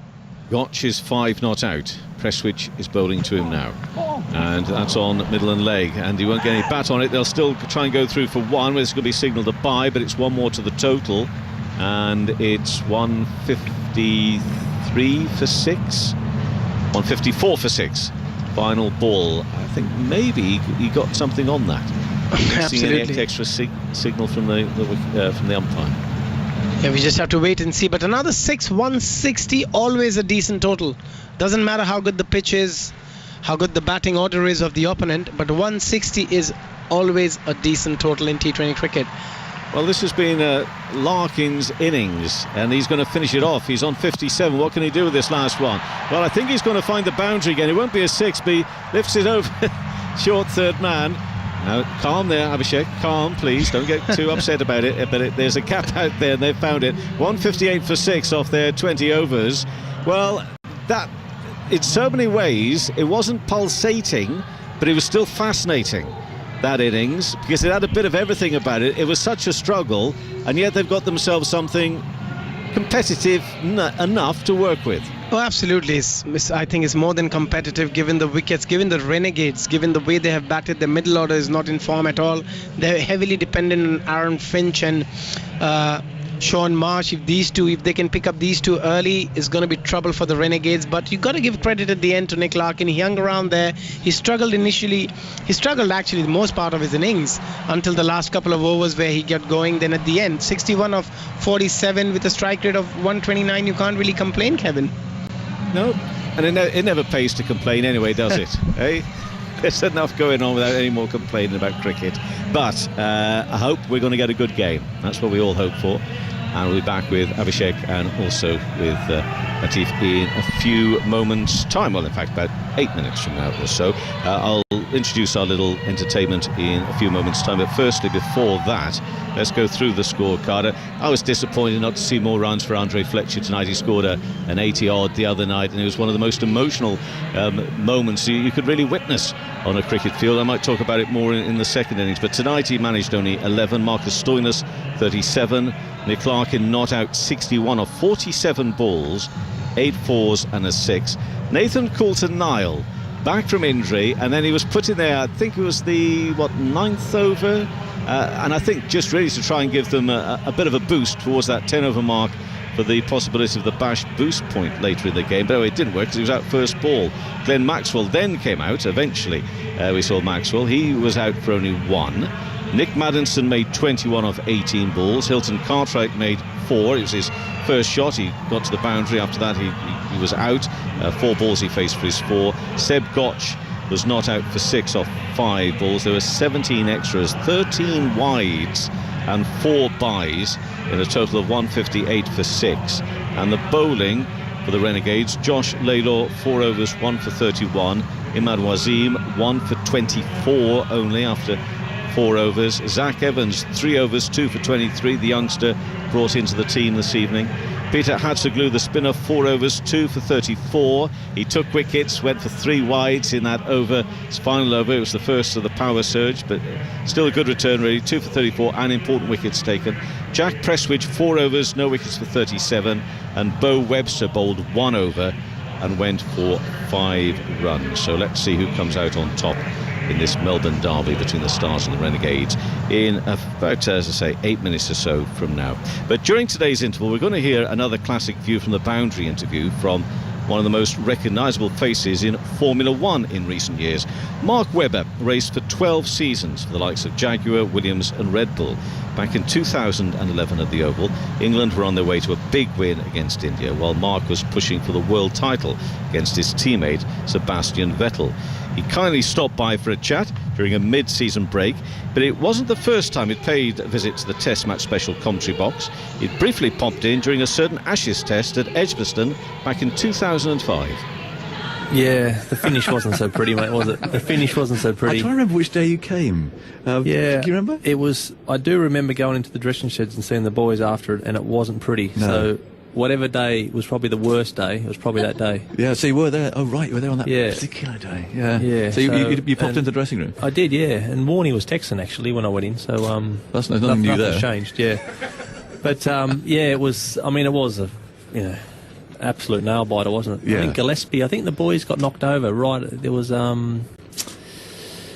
Yeah, it could have went either way, couldn't it? Yeah, It was 2 a runs. phenomenal test match. Yeah, Phenomenal test match. absolutely brilliant. So, yeah, it was good. And do you like cricket? I mean, are you here by coincidence? Do you I do like cricket. I followed it a lot as a youngster. I played a little bit. I played a little bit with Brad Hatton, actually. So Right, okay. in Queen Bin near Canberra there. So obviously he went on and did his thing, and I did my stuff. So, but my love of the sport's really grown since I came to Europe, and I suppose turned into a professional myself, and then understood obviously the mental state that you've got to be at to really be successful at this level. Yeah. And Steve Waugh was a huge hero of mine, Okay. and obviously still is. The way he went about captaining the side, and also obviously that never say die spirit, and I suppose the true Aussie grit. I suppose Steve Waugh was that, and then you learn more about it. Obviously, he learnt a lot off obviously AB and all those amazing captains that went before, and obviously Ricky went through an amazing stage when we still had those boys around, obviously, and then it changed when we lost Gillies and Haydo and all those guys, which were certainly individually they could tear any attack apart, or and we had Warney at the other end, so it was a great time to watch it. I enjoyed it, and so yeah, since then I've still definitely followed the cricket, and it's the English have grabbed the bull by the horns in the last 6 to 12 months, and they're on fire. Have you got any divided loyalties at all? Because you live here now, don't you? And actually you established your career really while being based in this country. I've got a lot of English friends, and I like the UK a lot, but mate, when it comes to sport, zero. Absolutely. I thought you might say zero. that, yeah. When the Welsh knocked the English over the other in the rugby union, fantastic. Really? So this is controversial. Yeah, it Okay. is. It is. I think it's when it comes to sport, we know it's a great rivalry, because it's always been like that. It's a healthy, spectacular rivalry. We've seen it with the Ashes in the last few years, and I say that obviously with a bit of tongue in cheek, but Yes, of course. I certainly support Australia. Absolutely 1,000% when it comes to if they're playing each other. Is there any sort of similar rivalry at all that you experience in your sport? Anything that's quite as intense that could even compare to that sort of thing that we're lucky to have in cricket? I think every now and again you have two drivers go up against each other, which we saw obviously with Senna and Prost was very, very famous.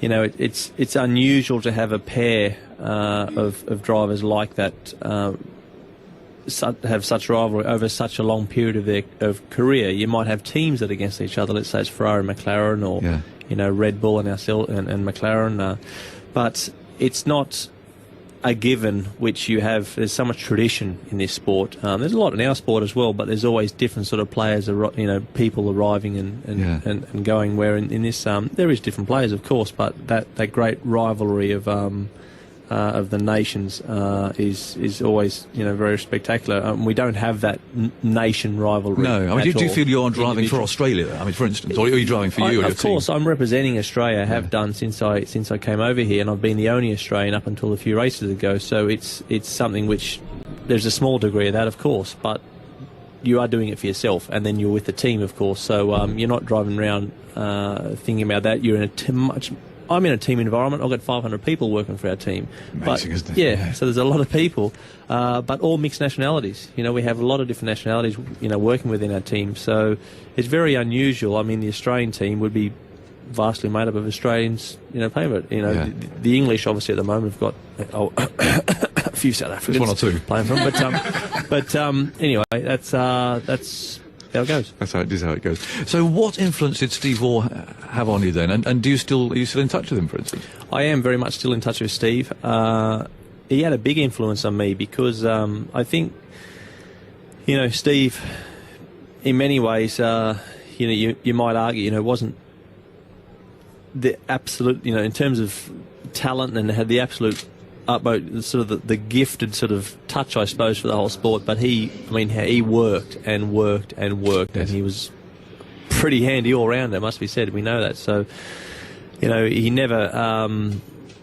the way he protected his wicket was just sensational. He was such a great leader to show to people that when you put the baggy green on, it's whatever the situation, wherever we are, you will never ever ever give your wicket up. And some of those, I remember talking to him about some of those innings as against Alan Donald, where Donald was all over him and he was getting hit a lot, and he never ever showed once that Donald was getting on top of him. Clearly he was in terms of the run rate, that was clear to be seen, but in terms of the pain, being hit by the ball, all that sort of stuff was just, sensational for me as a youngster. And as I say, you don't really appreciate that when you're watching it, when you're too young. But when you then experience professional sport at the highest level yourself, you get more out of it. Yeah. And how are you still in touch now? I mean, do you talk to him? Text message, phone. Yeah, I did a function for him. Together, we did something at in the long room at Lord's. Right. So that was very good for his foundation, Forever Green, and he's doing some great things for some kids with some rare diseases. So he's been great with that. And I went along to that, and we auctioned off a prize there where I would give some of the people a thrash around a track and scare the hell out of them. So that went down for some good money. So cool, but it did too. Yeah. What sort of car? Well, I think we're going to have a few toys out. We still haven't done it yet, but we're looking to get all the guys together and have a bit of fun, because I don't think Steve wants to be too far away as well. I think he wants to come along as well. Come with you. Yeah. So that was great. It was a really good evening, and and I mean, some of the cricket stories you hear of, the Merv Hughes and all this, just, geez, they can tell a good yarn, those boys. It's fantastic. Yeah. And it was a very good time for an Australian kid, a bit more than a kid, I guess, those days, to really get into to cricket, wasn't it? The examples that they set. Yeah, it was, mate. I think and that's when Packer got hold of one-day cricket. Yes. Viv Richards, all the when the West Indies come down, mate, it was, that was a highlight in our house. We'd have the families round, day-night cricket was awesome. Yes. And it really was, culturally a big thing in I think a lot of Australians growing up, and particularly if you like sports. So they were heroes, and they represented us well. And as I say, there's a thing. Then you can make the association later on in your own career. I never ever envisaged, of course, that I would never do anything in my own career like that when you're that age. But when you then look back and see what those guys did, there's a lot of things. There's a lot of similarities with all sports you can draw back on. Yeah. There we have some very, very interesting thoughts from Mark Webber there. F1 and cricket, they don't often go hand in hand, but well, it's not been a speedy start in this particular game. It's been rather pedestrian, to be honest with you, from the Melbourne Stars. They recovered reasonably well towards the end. They got to 158 from 6, but having batted first, they will have hoped for more, particularly as they're looking to secure their place in the playoffs. Remember, there's 3 games to go for each of the teams remaining in the Big Bash League, as everybody plays each other twice, and there's 8 teams, so everybody plays 14 games. Every team up until today has played 11 games, and in this 12th game for the Melbourne Renegades and the Melbourne Stars, the Melbourne Renegades will be the more pleased of the 2 teams, though they have no interest in qualification at the moment. They're kind of right at the bottom of the table without really a chance of getting to the crucial 5th place. But the Melbourne Stars are very much in there. They're in 4th place in the table. They win this game today, they consolidate their position, but they're going to struggle because they've got to defend a bash boost point, which is at a below par 63, and they've got to defend another below par total 158.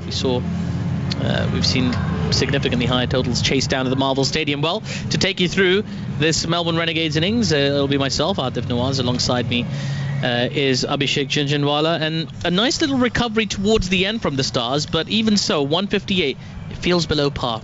Absolutely. And looking at the pitch, we spoke about it. It doesn't look a grabby pitch. It looks like the pitch where the ball's coming onto the bat pretty pretty well. Apart from spinners, yet they've been seen a bit of spin. We've seen the ball stopping a little bit when the spinner's been on, and probably that's the reason we saw both the spinners operating at the power surge.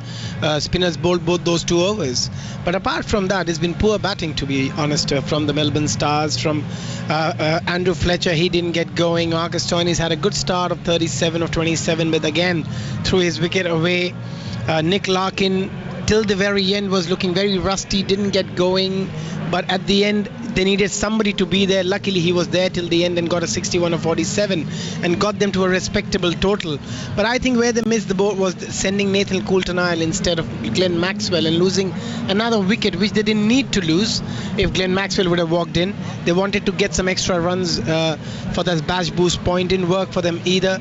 So yes, as you mentioned, Atif, it's definitely a below par score, but still there is something for the bowlers to go out there and fight for. 158, it can go either ways. Most certainly, and the Stars certainly had the firepower with the ball. And just to remind you, some of these qualification scenarios, with 3 games to play for each of the teams, the Stars are in 4th place at the moment. Now, when we look at that table, the Sydney Sixers, are pretty much home and dry, and they're kind of set for that 1 versus 2 qualifier, which sends the winner straight to the final. But one more win to be absolutely certain, and of the top 2 place, and well, the results could end up anywhere from where they are right now. The Renegades are done, but every other team from 2nd to 7th can qualify in those top 5 spots, and the higher you qualify, the better your chances of getting to that final. And if you're in 5th place, well, you're going to have to win a sequence of games to get there, but you're still in the hunt, and it's all about staying alive. Well, out to the crease come the Melbourne Renegades batsman. Aaron Finch, the Renegades captain, is approaching the crease. He's going to mark out his guard. He's had a disappointing Big Bash series by his own standards. Sean Marsh alongside him, been a little bit unlucky with injuries. Both the Marsh brothers have picked up injuries during the course of this Big Bash League. He's managed to score 271 runs thus far this year as Sean Marsh, and averaging over 30, but hasn't really been able to contribute to many wins for his team as they would have wanted. And Aaron Finch, such a class act. You really expect better than 159 runs in a series from him. But that's been the story of Aaron Finch's career, Atif. Whenever he's in song, he's unstoppable. He gets runs for fun. But the moment he's out of form, he really takes a long time to get back in form. And we've seen it previously as well with Finch. So from Renegade's point of view, they will expect hope that he gets some runs at the fag end of the tournament, gets a few runs, get a bit of confidence back.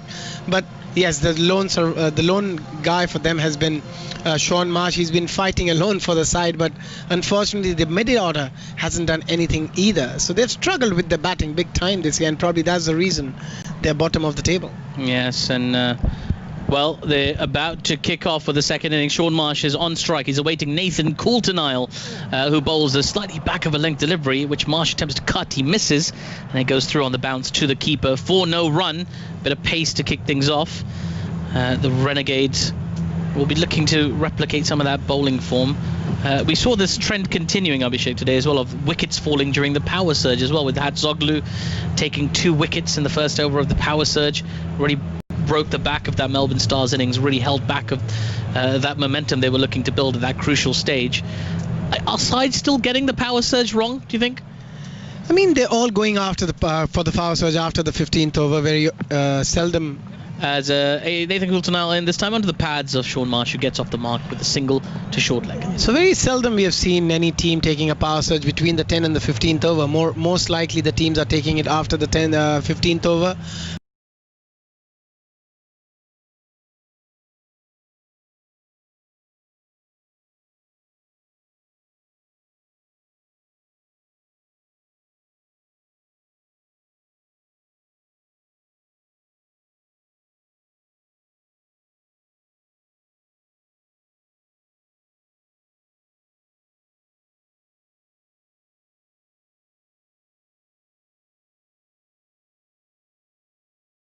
But my only counter thing is, after the 15th over, you're going to go hard anyway. Yes, absolutely. You're going to, if you have wickets in hand, you're going to try and hit as many runs as possible after the 15th over. So you're better off probably taking it from the 13th to the 15th and try and not lose too many wickets and then carry on the momentum till the end. Again, it's a very difficult choice, to be honest. I guess the thinking is that if you take it, right at the end, you will still be going at it, but the fielders will be in, so you've got better value for those shots maybe.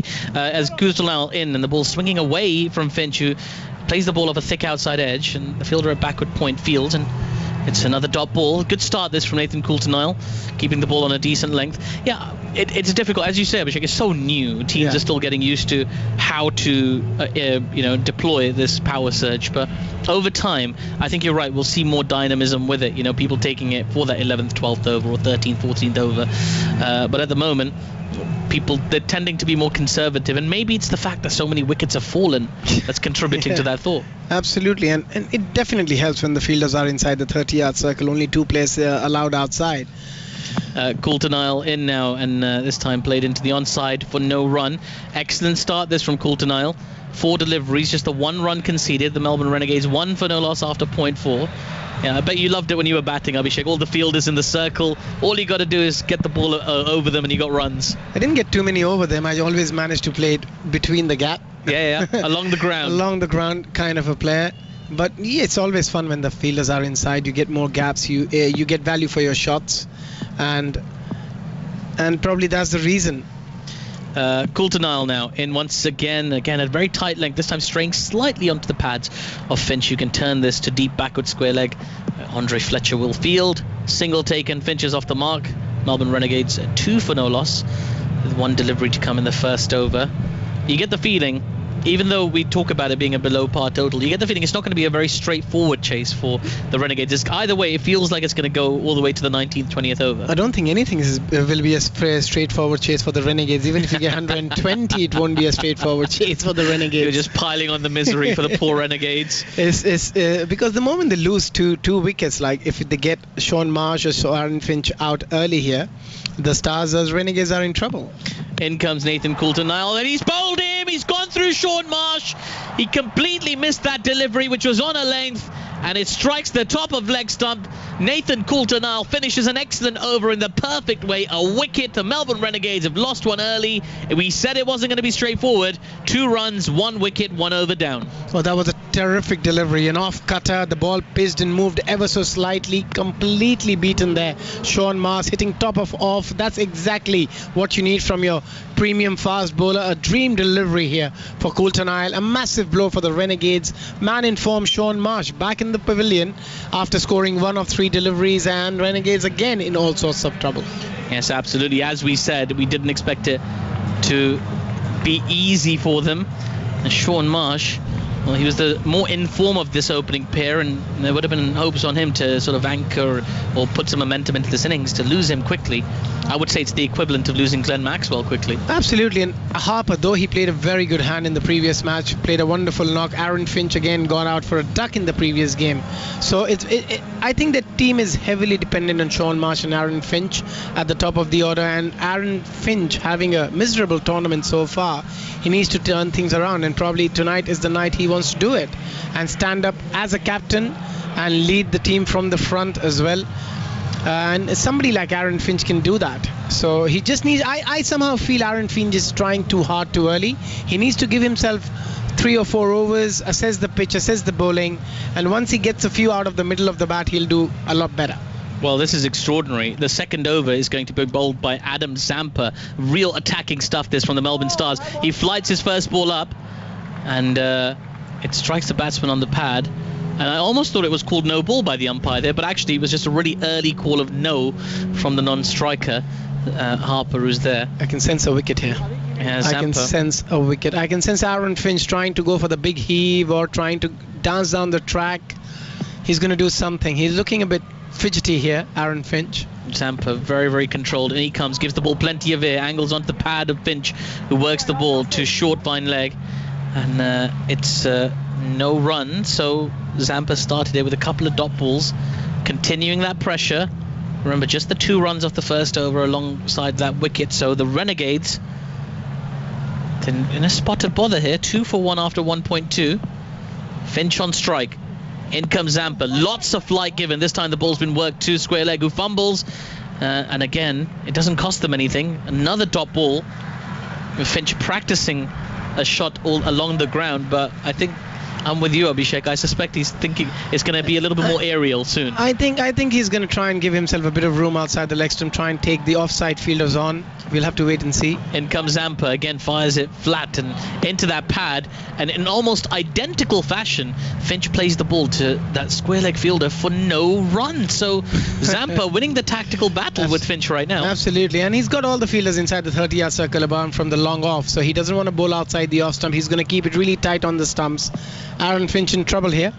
In comes Zampa once more on the pad. Big appeal for LBW, but that was going down the leg side and hence given not out. But perhaps more crucially, another dot ball. So Zampa has now bowled 5 dot balls in a row at Aaron Finch, who's all of a sudden under extreme pressure. 1 run from 8 deliveries from him.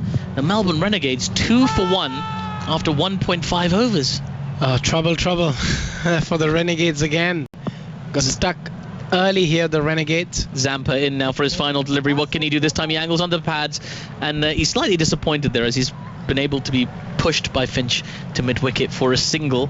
So he couldn't complete a maiden, but either way, an extraordinary start from Adam Zampa, just as it was from Nathan Coulter-Nile. The Melbourne Renegades, after 2 overs, 3 for 1. And don't forget, that big bash boost point is still in play as well. The bash boost point after 10 overs, whichever team has the highest score, they get an additional point, and that point can be very, very crucial as we head into these last 3 games, particularly for the Melbourne Stars. I suppose for the Renegades it's all about pride, but for the Stars, they'll really want that point, and right now they're attacking that point, aren't they? Oh, absolutely, and suddenly with 3 for 1 after 2 overs, that 63 has become 80.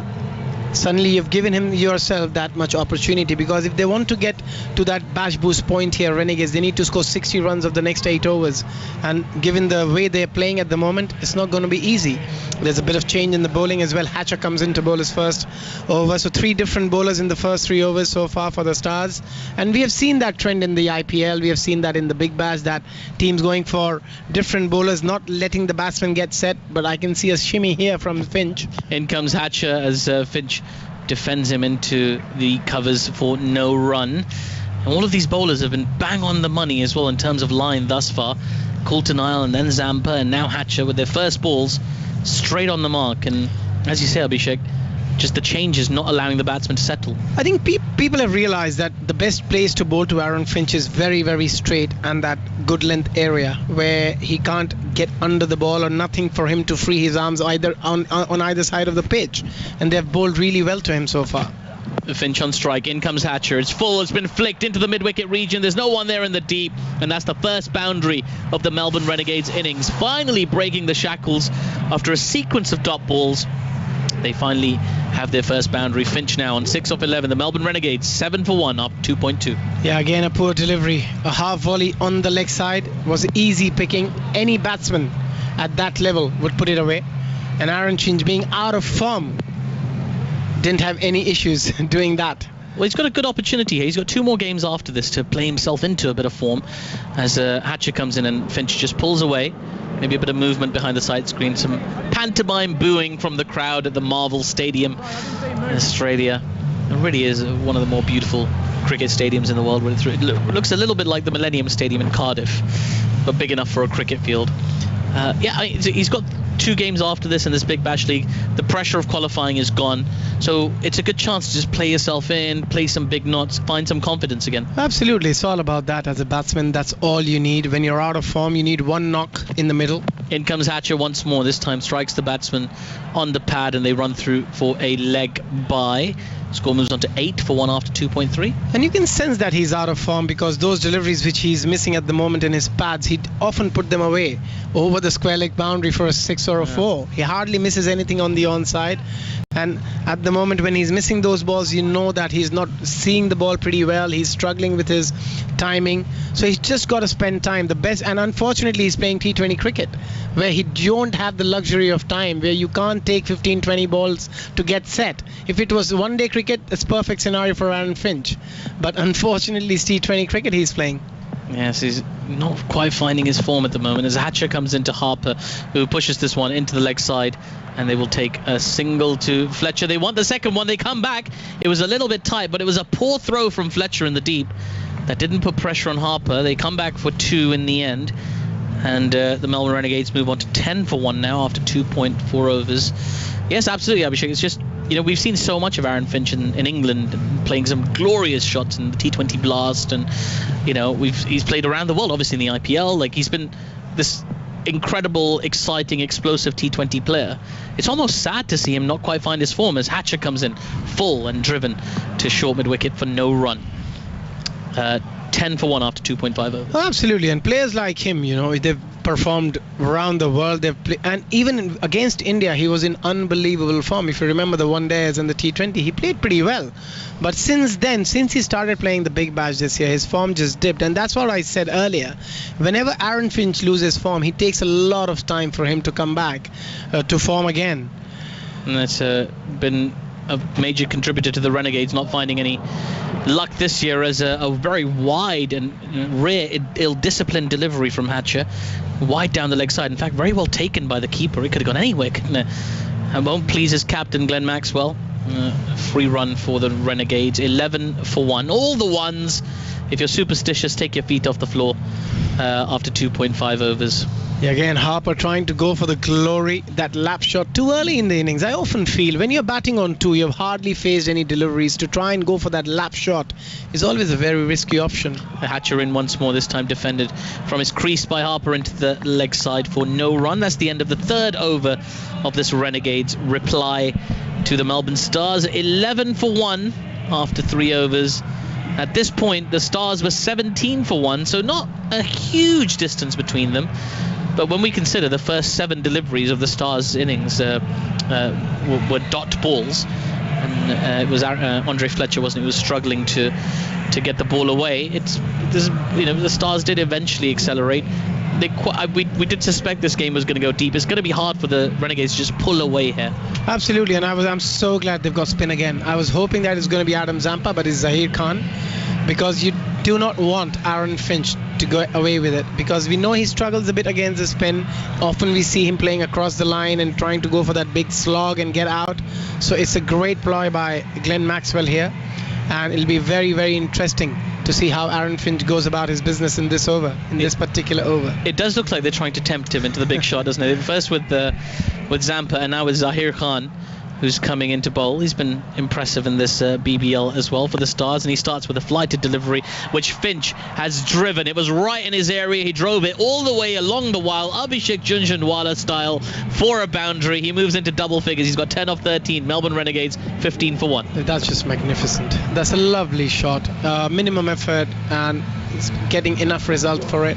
And didn't try and overhit it, and that's what I meant. Whenever Aaron Finch doesn't look to hit the ball too hard, he keeps his shape. He was in a very good position, head position in the right spot as well, and then just timing it beautifully between and bisecting the cover and the mid-off fielder. Yes, well, he's on strike again as Zahir Khan comes in, this time down the leg side. And, well, has he bowled him? Well, they're celebrating as if he's been bowled round his legs. It looked like it had been wided. No, he's bowled him. It's been confirmed. Aaron Finch has been bowled around his legs by Zahir Khan. Well, that's one way to come back for getting hit for 4 through the covers. Melbourne Renegades in a lot of trouble here, as Aaron Finch, just as he looked like he might be playing himself back into form, has been bowled. In fact, it wasn't around his leg. It took... Oh, that is so unlucky. It clipped off the back of his front knee and ricocheted onto the stumps. That's possibly what caused the confusion. And, well, that is a very unlucky way to get out when you're in bad form, and the look on his face kind of said it all. So much frustration. Finch gone for 10. Zahir Khan has the breakthrough. Melbourne Renegades 15 for 2 after 3.2 overs. And when you're going through bad form, it's also the combination of bad luck at the same time as well. It's not just his bad form, it's the bad luck. That ball, he shouldn't have got out to that delivery. It was outside the leg stump. There's no way he could have got out bowled or LBW, but the ball getting stuck between that pad and the thigh pad, and how often we've seen that. We saw that happening to Coulton Isle in the first innings, and we saw it happening to Aaron Finch now. And whenever the ball gets stuck in between that pad and thigh pad, Atif, it always end up in the stumps. It's sad, it's unfortunate, but it's terrible way of getting out. It's the most unfortunate way of getting out in cricket. And I really feel for Aaron Finch here, because he was looking to get back in some sort of form with those 2 fours, but again, the luck didn't work. No, he had his head in his hands when he got to the dugout there. He was very disappointed. Zahir Khan continuing to Fraser McGurk, the new batsman, who pushes the ball to short extra cover for no run. A slip in play as well now. I hope you're watching Michael Carberry. You'll be very happy to see a slip. And that's the reason, you know, as cricketers, we've always told, when you're in good form, when you're scoring runs, make the most of it. Don't be satisfied with 50s, get 100s. If you get 100s, get 200s.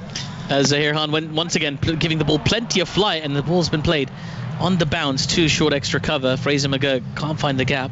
15 for 2 after 3.4. Excellent over this from Zahir Khan. Getting hit for a 4 first ball, and then coming back with the wicket and the 2 dot balls. Aaron Finch still, sort of a few minutes later, still has his head in his hands.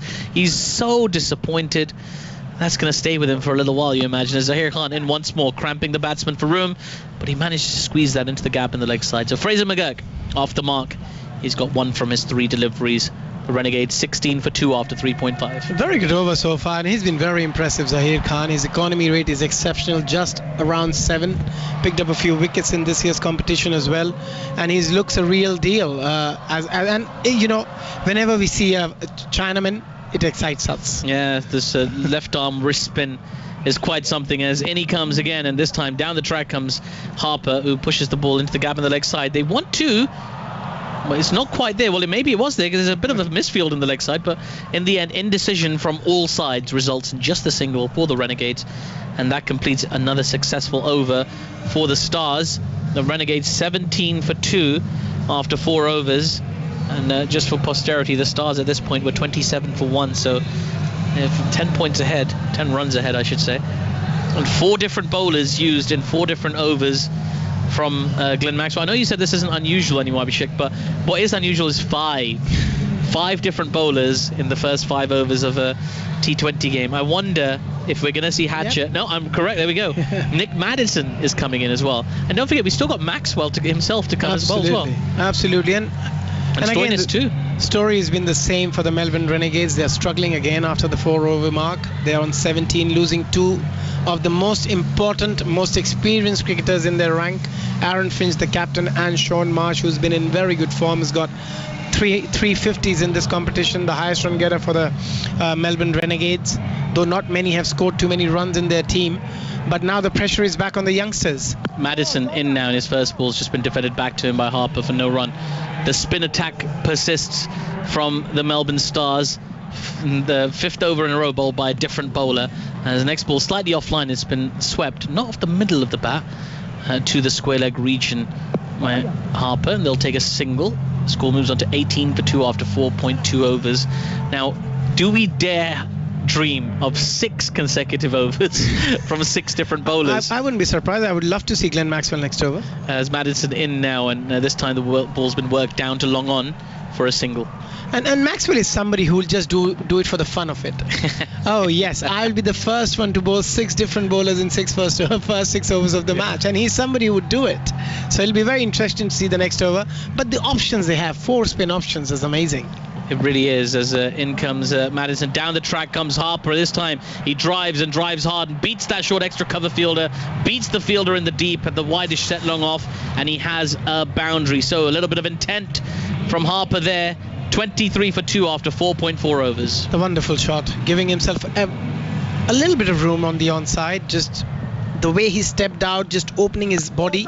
Madison in now quickly, and another dot ball there as the ball's just been played back to him. You get the feel they're trying to really rush through these overs, keep building that pressure, and make it difficult for these Melbourne Renegades. But they've had a difficult year, to say the least, in the Big Bash League, and the misery, it seems, persists. They're a bit like Delhi, who's been over the years in the IPL. Maybe they need to change their name as well. Full delivery and just pushed wide of the bowler. They'll run through for a single, and that's the end of Madison's over, the most expensive so far, 7 off it. 24 for 2 after 5 overs. We'll give Abhishek Chinchwala a little break.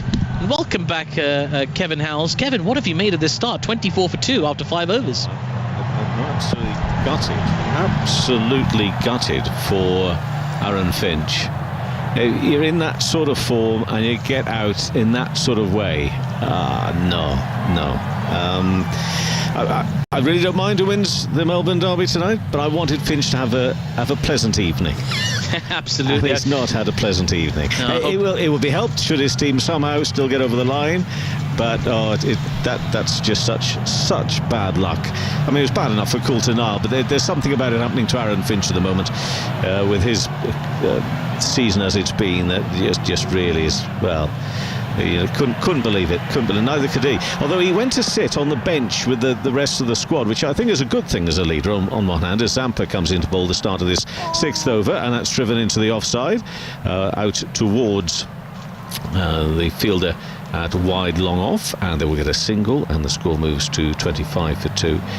But he was so down and so frustrated, not in an angry, animated way, but just so low, you could see, as Fraser McGurk faces Zampa, as Zampa bowls now, and that's worked away on the onside, and they will get at least one. Maxwell will get down and stop the ball at 10th over, and Zampa again bowls, and driven, flourish with the bat from Fraser McGurk, but it'll just get one, and the score moves to 28 for 2, so the ball just ticking along here quite nicely, but it's Maddinson who's been called into action a couple of times in this over now.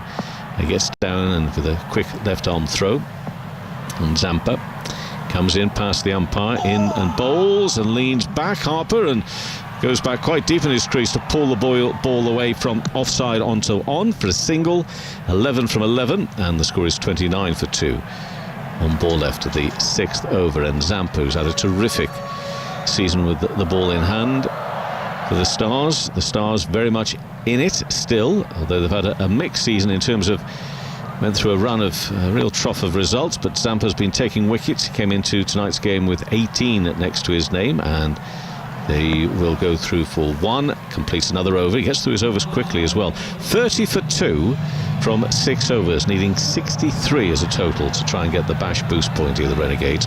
Or I think if we take a look at the table stroke ladder, if we're looking at it, perhaps what we should be looking at from the other way is of the fact that they're trying to defend here are the Stars, so they can get that point, which, as we have said time and time again during our commentary today, is so vital in this tight table. It's for the Renegades obviously to compete, but it's there for the Stars to try and defend. Without a shadow of a doubt. I mean, if they can take maximum points from this game today, they'll stand themselves in good stead with just the 2 games to come to ensure a position in that top 4, really. If they can retain top 4, maybe even make a push for 2 or 3, or give themselves a better chance in those playoffs. As we know, it's a very contrived structure as well, so they're certainly, you would imagine, the more motivated of the 2 teams, though of course the Renegades are playing for pride, playing for form, and perhaps playing for their contracts next season.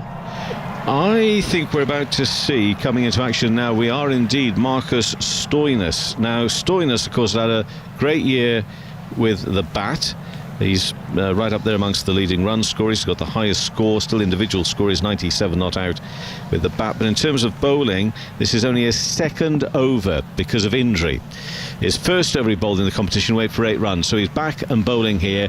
Can he get wickets? The Renegades are 30 for 2. 7th over of the innings, and he's bowling to Fraser McGurk. That just squeezes through, and they will go through for a single. 31 for 2. So Stoinis back as a bowler as well as a batter, and of course from the Stars' point of view, to have that, I was going to say up their sleeve, but they're all wearing short sleeves, but you know what I mean, up their short sleeves for the remainder of the campaign, should they qualify for the knockout stage. That is a real bonus for them. No, without a shadow of a doubt. What a great cricketer to have in your team. That it's just an embarrassment of riches really for the Stars, particularly with the ball. They've got so many options. So Stoinis in now to Harper, in and bowls, driven up towards long on, a single. 32 for 2 in this 7th over. I imagine there's not many teams around the world that could bowl the first 5 overs of a T20 game with 5 different bowlers, and then so over the 7 overs that 6.2 that we've seen so far, we've already seen 6 different bowlers used, and we still haven't seen Glenn Maxwell. It just shows how many options are at his disposal. Yes, it does. It's a very good illustration of good resources. Stoinis to Fraser McGurk. McGurk will push that for no run, but past the bowler. There's a man immediately behind him who will cut that ball off, and therefore they won't be able to gather any runs for that. It's Hilton Cartwright moving swiftly to his right-hand side. Yeah, I mean, they've been so close. It's well known just how close they've been as runners-up. A couple of seasons now of the Stars in this competition. Can they go on? There were people predicting actually before the campaign began that they would struggle this year because of trying to, if you like, having missed out, having to go again, so to speak. And this one is on Midland Lake, but it's straight to the fielder on the onside, and therefore no run. They made a decent start, then they fell away, now they've come back again. So there is plenty about the Stars to make you think that they can be competitive, but it's a very tight competition, so they've got to keep on their game. I mention again that Thunder position, a 3rd in the table, but having now from the last 5 games lost 4 of those matches, including their last 3 on the bounce. That for me is the big interesting story at the moment in terms of form going into the latter stages of qualifying. This is driven hard and firm past the bowler by Fraser McGurk. They'll go through for 1. The throw is to the batsman's end, but it's wide, and therefore no danger for the Renegades pair. It's a single, and it's 33 for 2. 1 ball left of the 7th. Yes, it's keeping a nice tight line here, Marcus Stoinis. He's trying to just retain that pressure that's been created by the bowlers before him as well. Not doing anything overly complicated, not really striving for the wicket either, just trying to hold things back a little bit, and it's possibly the right option as you really get a feel for the tactical push towards that bash boost point. Which is 31 off 19 balls if they're to get there for the Renegades. And it's Harper. It's in the air on the leg side. It clears the fielder Maxwell. He'll get to the ball now, and he's helped by Andre Fletcher, and 1 run.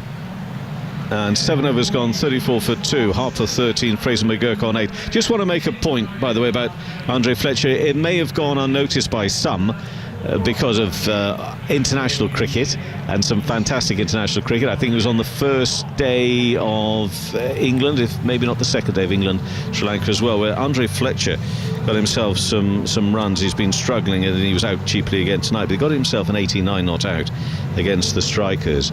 And when he walked off the field, I don't know if you caught this or not, Atif, but when he walked, there was the most massive hug he received from Glenn Maxwell. It really was terrific, and you could tell that people had gathered around him to help him, support him during some difficult times in terms of his run making. Zahir Khan in and bowling to Harper, dot ball to start this 8th over. And then in an interview afterwards with Andre Fletcher, he made mention of a telephone call he'd had from Brian Lara. Brian Lara is out there as part of the TV setup as one of the pundit-stroke commentators. He'd had a call from him a couple of days earlier, and it was real heartfelt stuff. And for me, a real joy to watch and witness as Harper again can't get it past Zahir Khan, although Zahir Khan really wishes in so many ways now, with those fingers ringing as hard and as stinging as much as they are, that perhaps he would have been okay to concede the single on that occasion. That was coming back at him really quickly, right hand out there, and it didn't go into the middle of the hand. It was right on the fingertips. Should we do it together? Ouch. Ouch, yes. Harper still though on 13. Next delivery, push back to his right hand side. I don't know why I'm laughing. There was virtually nothing on that, and still I shouldn't be laughing because Zahir Khan is in an awful lot of pain. It's just his response to it. I completely understand your laughter, and again with sympathy to Zahir Khan, and he probably won't hear what we're saying, so we should be okay.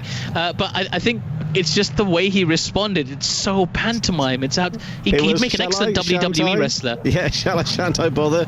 Hits him on the pads this time. They will scamper through for 1. They'll have to be quick, although the fielder just overruns the ball, and therefore they're okay for the single. 35 for 2. 2 balls left to the 8th.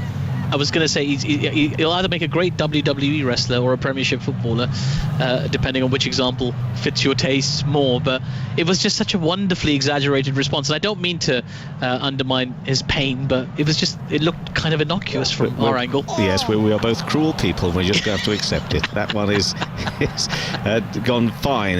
I think he played at it, and he might have got bottom edge. They've gone through for 2 to add to the total anyway. And the score moves to 37 for 2. Now 1 ball left to the 8th over. Yes, an inside edge which raced away fine, and they get a couple. Fraser McGurk is on 10 not out now. Harper sitting there on 13, and we've got 1 ball left of the 8th over.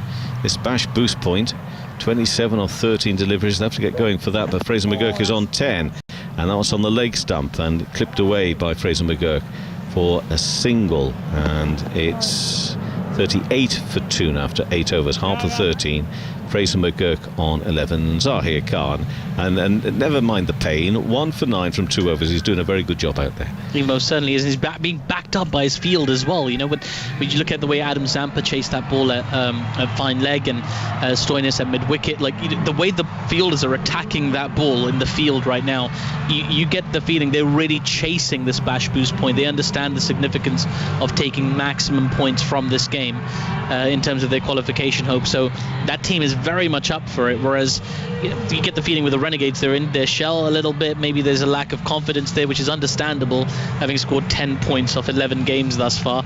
But the way they're playing right now, it doesn't look like that 11th one is coming from the bash boost point. 26 of 12 is very doable, particularly in 2020 cricket, particularly when you've got 8 wickets in hand, but maybe not so much when you're the Renegades in 2021. I see Nathan Coulter-Nile come back for his second over. He's taken a wicket, only gone for 2 runs so far from his first over of the evening, and he's back for a second, and he's bowling now to Fraser McGurk, who's on 11 not out, and that's a shorter ball, a slower shorter ball. They'll go through for 1. Oh, if that had hit, that could have been trouble. I think has he given up on it? Yeah, I think he might have done, and the throw missed, and therefore thankfully kept going, and that's Harper who had to keep on going. And he makes his ground okay, but if that throw had been on target, that could have been a horror story. Yeah, it would have been kind of fitting really for the Melbourne Renegades, yes, in many ways. But yeah, the telltale sign was the lack of grounding of the bat. Yep. They'd given up. Harper on 13, next delivery, and that's down the leg side, and he manages somehow to ramp that away down towards fine leg. He'll get a single, and the score moves to 14, 40 for 2 in the 10th over. There were a couple of points from the game yesterday. These are drop-in pitches, and one of the things about drop-in pitches, and it horrifies me actually, because I think that it's a real danger. If batsmen and batters are trying to ground their bat running on, and they stick their bat in at just the wrong point into that drop-in pitch, it actually lodges there, it gets stuck. Fraser McGurk on 12, and he always cleared the ground here through mid-wicket. That's a big 6. That's a wonderful shot. He really middled it, kind of against the run of play. It just bounced right into his arc, and he middled it as if he was on sort of 50 not out there. Absolutely extraordinary shot, played with the kind of conviction and courage we haven't seen so much of recently. 69 meters, it felt like it went a lot further. The timing of it was exquisite. He held the pose like a golfer would hold the pose, having been pleased with their particular second, if you like. But anyway, that one is just guided down for no run towards short third man, so no run again. So Fraser McGurk, having scored a 6, on to 18, 46 for 2. 2 balls left at the 9th over. And the other thing about the drop-in pitches, which was a slight concern, especially for Morkel yesterday, of course, was the fact that it can give a little bit just on the point of coming into bowl. So 2 areas to look out for, but I'm particularly worried about that grounding the bat, which the bat just gets stuck in the turf there. But anyway, no such problems so far this evening. Fraser McGurk on 18, and that's driven out through extra cover, and he will get a single, and the score moves to 19, and the score up to 48 for 2, beg your pardon. They went through for 2, 1 ball left of the 9th over. It's obviously great that you can use venues for multi-purpose, for different sports. I get that. It's a great use of a venue, but and drop-in pitches, they're fine. But they're just those couple of elements which just make it not quite spot on. Fraser McGurk on 20. Coulter-Nile bowls through. He's gone big again. Has he gone big enough though? No, he hasn't. He's been caught. Fraser McGurk has gone for 20. And the catch is taken, I think, by Hilton Cartwright, and it's 48 for 3 after 9 overs. And McGurk is out. Coulter-Nile picks up another wicket, and the Bash boost point now with just an over left and 16 runs and a batter out. Looks if it is going to go the way of the Stars. And a third wicket down as well. Well, he played some decent shots, did Fraser McGurk, in that 20 off 19 balls, but he couldn't clear the ground on that occasion, and he's caught. Yes, I suspect the Bash boost point played a part in that dismissal. 16 off 6 required for it, and it seems as if Fraser McGurk was making a play for that. He was playing a little bit more attacking in that over, maybe gaining some confidence from middling that pull shot over mid-wicket, maybe looking to replicate some of those. He did seem like he was a bit more G'd up after that shot. You could hear some really loud calling from him in the middle, all of a sudden, feeling more confident and maybe picking just the wrong shot with the wrong delivery. He was a little bit back of a length for the shot that he attempted there, Fraser McGurk. He'll be disappointed because getting to 20 of 19 deliveries, he'd spent some time in the middle, he'd built a decent start, he had a good chance there to make an impression, and well, as it happens, he's going back into the hutch, and the new batsman is out there in the middle. Jack Prestwich is the new batter, and Nathan Coulter-Nile has taken 2 wickets now. I think it's 2 for 12 he's taken from his 2 overs. Stoinis will continue his second over, 48 for 3 after 9 overs, so 16 needed. The Renegades were to get the Bash boost point, and those runs to be defended here by Stoinis and by the Stars, because as we have said on many an occasion already this evening, each point could be crucial for the qualification and ending in the top 5. It's Harper who's on strike, and he tries to swing the bat at that one but doesn't get hold of it. It will be a single though on the onside. He moves to 15 and the score to 48 for 3. Start of the 10th over. Just get the feeling just from looking at that attempt by Harper as though they want to give it a go, this Bash boost point. Absolutely, and so they should. I mean, this might be their best chance of securing a point at the rate that they're going. They don't want to finish with, if they're not able to secure a point today and not in the next 2 games, they'll finish with 10 points from 14 games. So, there's a lot of pride in, just to avoid a little bit of embarrassment, assuage some of it by getting themselves a point here. They may as well go for it. Prestwich is facing his first delivery. Stoinis is the bowler. It's on middle and leg. It's in the air. Will he be caught? No, it drops just short of Maddinson. And they will go through for 1. And 50 is brought up. 50 for 3 in the 10th over. Yeah, it's again some of that attacking intent, not quite playing the right shot once again. It was way too short for the shot he was attempting, and it hit the bat very high up, and in the end fortuitous to miss out, but just to avoid the fielder at mid-off. There's a smile there from Stoinis as well in his follow-through. I think he senses that this attacking play is going to yield a wicket for him in this over as well, if he just retains it. He's got lots of tape on his fingers. I don't know if you noticed, this is fully taped up. That's either because of some injury or he's paying tribute to Wolverine at the Marvel Stadium. Harper drives that back to the bowler at his taped up fingers, and there will be no run, so it remains 50 for 3. Well, the Bash boost point now 14 off 3.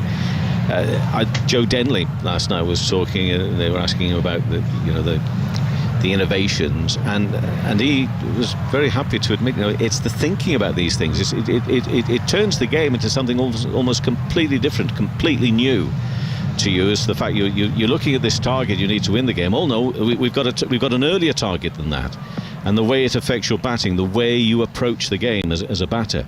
Harper on 15, next delivery is on the leg stump and helped on his way to Maxwell. Have to go through quickly. I think it actually hit Prestwich in the attempted throw at the stumps, but anyway, they go through for 1. It's 51 for 3, 2 balls left, the 10th over, and Harper up to 16. The right arm throw, had it have hit again. And actually, to be honest with you, I think what we're seeing, and I wonder if it is because of that issue I spoke of that we saw last night of the bat. I think it was Chris Lynn's bat, just got wedged in the ground a little. I think they're running a little bit wider because of that, and on the firm next strip to make sure they make their ground, because your back gets stuck. Not only can it injure you, but it could be the difference on a tight throw of you being out and not out. But anyway, Prestwich, who did run pretty wide for that single, is now on strike. He's on 1, And Stoinis bowls to him again, just on the off stump, driven straight to the fielder. It's a bit slippy out there as well. If I'm going to give them full credit for looking just a little bit silly. The ball gets past him, tries to get up, no, slips down, tries to get up again, and back down again. Anyways, 52 for 3, 1 ball left to the 10th, 12 runs off 1 ball. If they were to get the bash boost point, it looks to be going the way of the Stars. Now that in itself will see them move level with the Scorchers on 24 points. The Scorchers currently in second on the ladder. Stoinis to bowl this last ball of his second over in the 10th of the innings on the leg stump, and helped on its way. It'll be just 1, I imagine. It is indeed. Fletcher with a right arm throw. So the Melbourne Stars win the bash boost point, so they get a point already this evening. 53 for 3 after 10 overs. Harper 17, Prestwich on 2, and Stoinis has gone for 9 runs from his 2 overs. Still another 106 for the Renegades to try and score to win the game. And I'm pleased to say that Abhishek will come back in alongside Atif now. Yes, thank you, Kevin. I was just thinking, Abhishek, while we were watching the first 4 overs, and we were getting really excited about 5 different bowlers bowling the first 5 overs, and it just occurred to me why that is such a strength in the Big Bash in particular. It's because when you've got the X Factor sub in play, you can replace a bowler having bowled 1 over and perhaps get more value, so you're giving yourself more of an option. We're going to see if an X Factor sub is going to come into play. Obviously, now Glenn Maxwell has several options at his disposal. Absolutely. 100%, and they've got Billy Stanley as their X-player as well, X-Factor player as well, so they might have that option, but I doubt that they're going to make any changes. All the bowlers have bowled pretty well. They're looking pretty set. They've got the bash boost point as well here, and with 106 needed of the last 10, with both their main players back in the dugout, I doubt he's going to make much changes here. Yeah, they've done really well, the Melbourne Stars, in defending what we thought was a below par total. 158 for 6 is what they got. We thought the Melbourne Renegades would chase it with relative, well, not quite ease, but we thought, it would be chaseable for sure, but it's been a struggle for them thus far. 53 for 3. They've lost their top order batsman, a really aggressive opening batsman. Is in theory a great opening partnership, but it's just not fired for them this season. Sean Marsh and Aaron Finch, both underperforming really, and the Melbourne Stars, to give them credit, have bowled absolutely brilliantly. They've been captained really well. The changes coming thick and fast, and Glenn Maxwell now having a chat with his bowler. He's been so involved with this team. He's not bowled today himself. Perhaps that's because he's got the mics and the TV broadcaster mics attached. I always find them very distracting, those mics. Yeah. I get anxiety on behalf of the player every time I see them. Just not a fan. Oh, by the way, with that bash boost point, the Stars have gone up to 3rd place in the table. Of course, they will have played an additional game, but yeah, with 3 games to go in this, they've got the same amount of points as the team in 2nd place. So it's been a good day for them so far. Hatcher in, bowls a wide one on leg stump. It's been flicked handsomely into the leg side by Harper for a boundary. So those are welcome runs for the Renegades. They still need 102 or 59 to win this game. 57 for 3. Not a great start after that innings break after the first 10 overs, bowling the long hop on the leg stump. Easy pickings for Harper. He's looked good whenever I've watched him bat this year in the BBL. He's looked with a lot of potential, a young cricketer with a lot of potential. So hopefully we'll see a lot of him in the future as well. But at the moment he's got a steep work in front of him. Without 102 or 59. It's not going to be an easy task. Indeed, as in comes Hatcher once more. A little bit straighter this time, but still on the pads enough for Harper to work it to Andre Fletcher in the deep. They take a single. Harper on to 22 of 24 deliveries now. Renegades 58 for 3. But also it's a great opportunity for some of these young players to, stand up and try and win some games for the team from a position where not many people would think they could. And that's what we have seen in the IPL. We have seen the likes of Rishabh Pant, we've seen the likes of Shreyas Iyer and other players come through the ranks. And that's how they become the big names in world cricket. And there's great opportunity for Harper or somebody else to do it. Hatcher in again, this time cramping the batsman for room. It's been worked into the leg side for a single. 59 for 3 now off 10.3 overs. The Stars at this point, for comparison, was 73 for 3, and we thought they were struggling at the time, but clearly within the context of the game, They've done very, very well here. Glenn Maxwell will be over the moon with this position. But Harper has built a nice little platform here quietly. 22 of 24 deliveries. 100 to get off 57. Just over 10 and over. It's not out of the question by any means. Hatcher in, and Harper making some room for himself outside the off stump. Works the ball to mid-wicket for a single. Yeah, he's also playing a Nick Larkin sort of inning so far.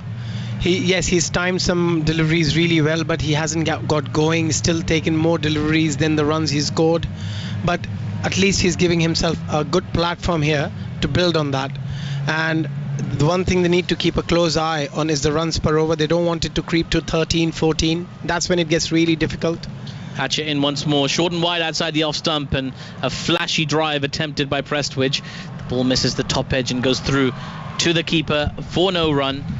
A play and a miss there. That's the one thing we haven't seen a lot of so far in this Melbourne Renegades innings. 60 for 3 after 10.5. There was a lot of room outside the off stump. That delivery should have put away. If not put away, at least she should have got a single out of it, not completely miss it. And that's what you need in partnership, somebody who can score boundaries, and other needs to just rotate the strike so that the pressure doesn't build up on the other partner. Hatcher in once more, this time short and wide outside the off stump, played off the face of the bat this time by Prestwich, but can't beat the fielder at backward point. And it's the mustachioed Nick Madison, that moustache powering him to make that save. No run scored, 60 for 3 after 11 overs. Well, the Melbourne Renegades, has to be said, their disappointing season looks to be continuing today. We were kind of hoping for a close game. They did win the last Melbourne derby. They caused an upset. You were there for that game, Abhishek, where the Renegades managed to turn over the Melbourne Stars against the odds. Not been able to replicate that today. They've only done it twice the whole season in 11 games. So they've had a really poor season so far. But again, we're watching the replay of Aaron Finch getting out. I really do feel for him. I do feel for him. That's the worst way of getting out. No fault of his at all. The ball getting stuck between the pad and thigh pad, and he was so disappointed. Just shaking his head, rubbing his face, sitting out in the dugout. It's not a very good sign. Do you know, it reminded me of Saeed Anwar's dismissal at the 1999 Cricket World Cup final against Australia, where famously Pakistan were bundled out for 120 odd and Australia chased it with ease. But it all started with that unfortunate dismissal, as in comes Zahir Khan. The ball takes a thick outside edge of Sam Harper, who was advancing, and now it's racing away to the third man boundary. Nathan Coulter-Nile is in pursuit and pulls it back in. The batsman will come back for 3. So some fortuitous runs there. It's a bit of attacking intent. I mean, that was an almost impossible take for the wicketkeeper. The ball was flying past him. But Zahir Khan causing a little bit of problems here for the batsman. Yeah, I mean, I remember that innings well. Like, Saeed Anwar attempted a cover drive, played an inside edge onto his pads, onto his other pad, and into the stumps. As the next ball from Zahir Khan is another gorgeous delivery, beats Prestwich outside the off stump, but also beats the keeper. And this time it's going to be byes, with Coulter-Nile and Zampa converging on the ball at third man, getting it back. And well, what is going? He's a mystery spinner, this left arm wristy. In the keeper, he tried everything. He tried to get his hand to it, his foot to it. He's stretching like a starman, but in the end, it's byes. I just feel for Coulter-Nile. He's had to chase 2 balls back to back for 50 yards, and now if the captain throws the ball to him to bowl the next over. This time short and wide outside the off stump. It zipped through, and Harper couldn't get there, but crucially the wicketkeeper did get there this time. And Coulter-Nile will be grateful for sure. He must be hoping that Maxwell don't give me the ball next over. I want a breather here for a couple of overs, and then I can come and bowl. And he's had to do a lot of running here. Zahir Khan bowling beautifully, and he comes again. Down the track comes Harper, this time driving and connecting along the ground. There is a fielder at wide, long off. It's Nick Madison again, and they take a single. So 67 for 3. It's been a slightly more productive over for the Melbourne Renegades. This 7 off it so far. Yeah, Aaron Finch just walking around the boundary line. Yes, in comes Zahir Khan, this time played into mid-wicket for a single, and the score was under 68. Yeah, I think Aaron Finch is doing that thing that a lot of club cricketers do when opening batsmen. The laps. Yeah, you know, when you lose your wicket early and you've got nothing to do but field for the rest of the day, you just do those laps around the ground and try and think and calm yourself down. a little bit. Yeah, it's sad really. I hope just somebody tries to cheer him up later, as the next ball's been played into mid-wicket for a single by Harper, and that completes Zahir Khan's over. He's bowled 3 overs, 1 for 15 so far, and the Melbourne Renegades are 69 for 3 after 12 overs. They need 90 more runs of 48 deliveries to win this game. It looks unlikely, but it's certainly not impossible. And you can sense that Harper is the one who's trying really hard, but he's got no real support from the other end, and that's been the story for the Renegades this whole year. They have hardly got any player in the middle order to score any runs, and that's why they've struggled so badly. And today it's been the same story. Harper from one end trying hard, 28 of 29, though he has not got going as well as he would have liked, but from the other end it's been no support at all. Yes, and on top of that there's been some very disciplined bowling as well from the Melbourne Stars. They've been very good. The changes coming thick and fast from Maxwell, keeping the batsmen on their toes. He's got so many options available to him, including himself, and he's not himself had a bowl yet. So Zampa is going to come back in for his 3rd over. He's bowled 2 overs, 0 for 7 so far. Been a big wicket taker in this year's competition. We've seen spinners doing really well. In he comes, and down the track comes Harper. And slaps it to short extra cover for no run. But you saw this, the keeper and the bowler's eyes light up there. They sensed a stumping for a moment. Harper started running down the track while Zampa was on his run-up. Some intent there. As in comes Zampa once again, and Harper this time a little bit more subtly comes down the track, plays the ball to mid-wicket for a single. Score moves on to 70 for 3 after 12.2 overs. Yeah, looking at Harper, you can sense that the only way he can play those big shots is by dancing down the track, and that's why it becomes so difficult for bowlers to bowl to somebody who can hit sixes by standing on the spot. That's where they get into trouble, the bowlers. Zampa in once more, and a nice conventional leg break played on the back foot by Prestwich to short extra cover for no run. 70 for 3 after 12.3. And that's why players like Russell, Pandya, Gale are so difficult to bowl, because they don't need that shimmy down the track. They can just stand and deliver. Yes, we've seen Chris Gale do it so often, haven't we? In comes Zampa. This time it's short. It's been pulled just wide of the fielder at deep mid-wicket. And a valuable boundary, a rarity at the moment for the Melbourne Renegades. Prestwich moves on to 8 from 9. The Melbourne Renegades 74 for 3 after 12.4 overs. Yeah, just missing the length ever so slightly there. Adam Zampa pulling it a little short, but Prestwich was ready. Lovely shot. They needed that boundary. They need a few more boundaries in this over. Zampa in once again to Prestwich, and this time at slightly fuller length, and once more defended to that fielder at extra cover. I feel like that shot's happened maybe 50 times in this innings already to short extra cover. Yeah, too many dot balls in the 12.5 overs. I would be surprised if it's like 40 odd dot balls so far. Yeah, 11.86 the required run rate. There's another one, skids on to the batsman, but he works it to mid-wicket, does Prestwich. They take a single, and that completes the 13th over of this Melbourne Renegades innings. 75 for 3 after 13 overs. And I wanted to pick up actually, Abhishek, on a point that Kevin Howells was making earlier about drop-in pitches, and you know, this anxiety batsmen have about running their bat in. Like, did you play on many drop-in pitches, and did you ever, like, have you spotted this trend as well of batsmen running wide off the actual strip to make sure there's no bouncy business going on with the bat? Yeah, unfortunately, I've never played on a drop-in pitches, but yeah, we do see people running a lot wider than they should, and that's why probably sometimes that ends up into a run-out as well. But you don't really know the real reason behind it.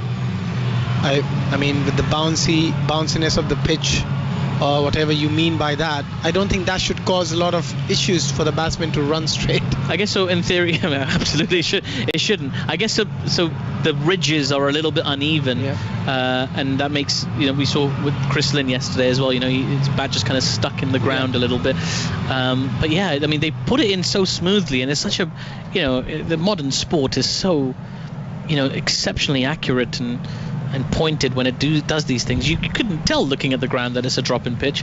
As in comes Stoinis now for his 3rd over to Prestwich, who works the ball to mid-wicket. They take the first one quickly. They want the second one. Maxwell's coming in from the deep.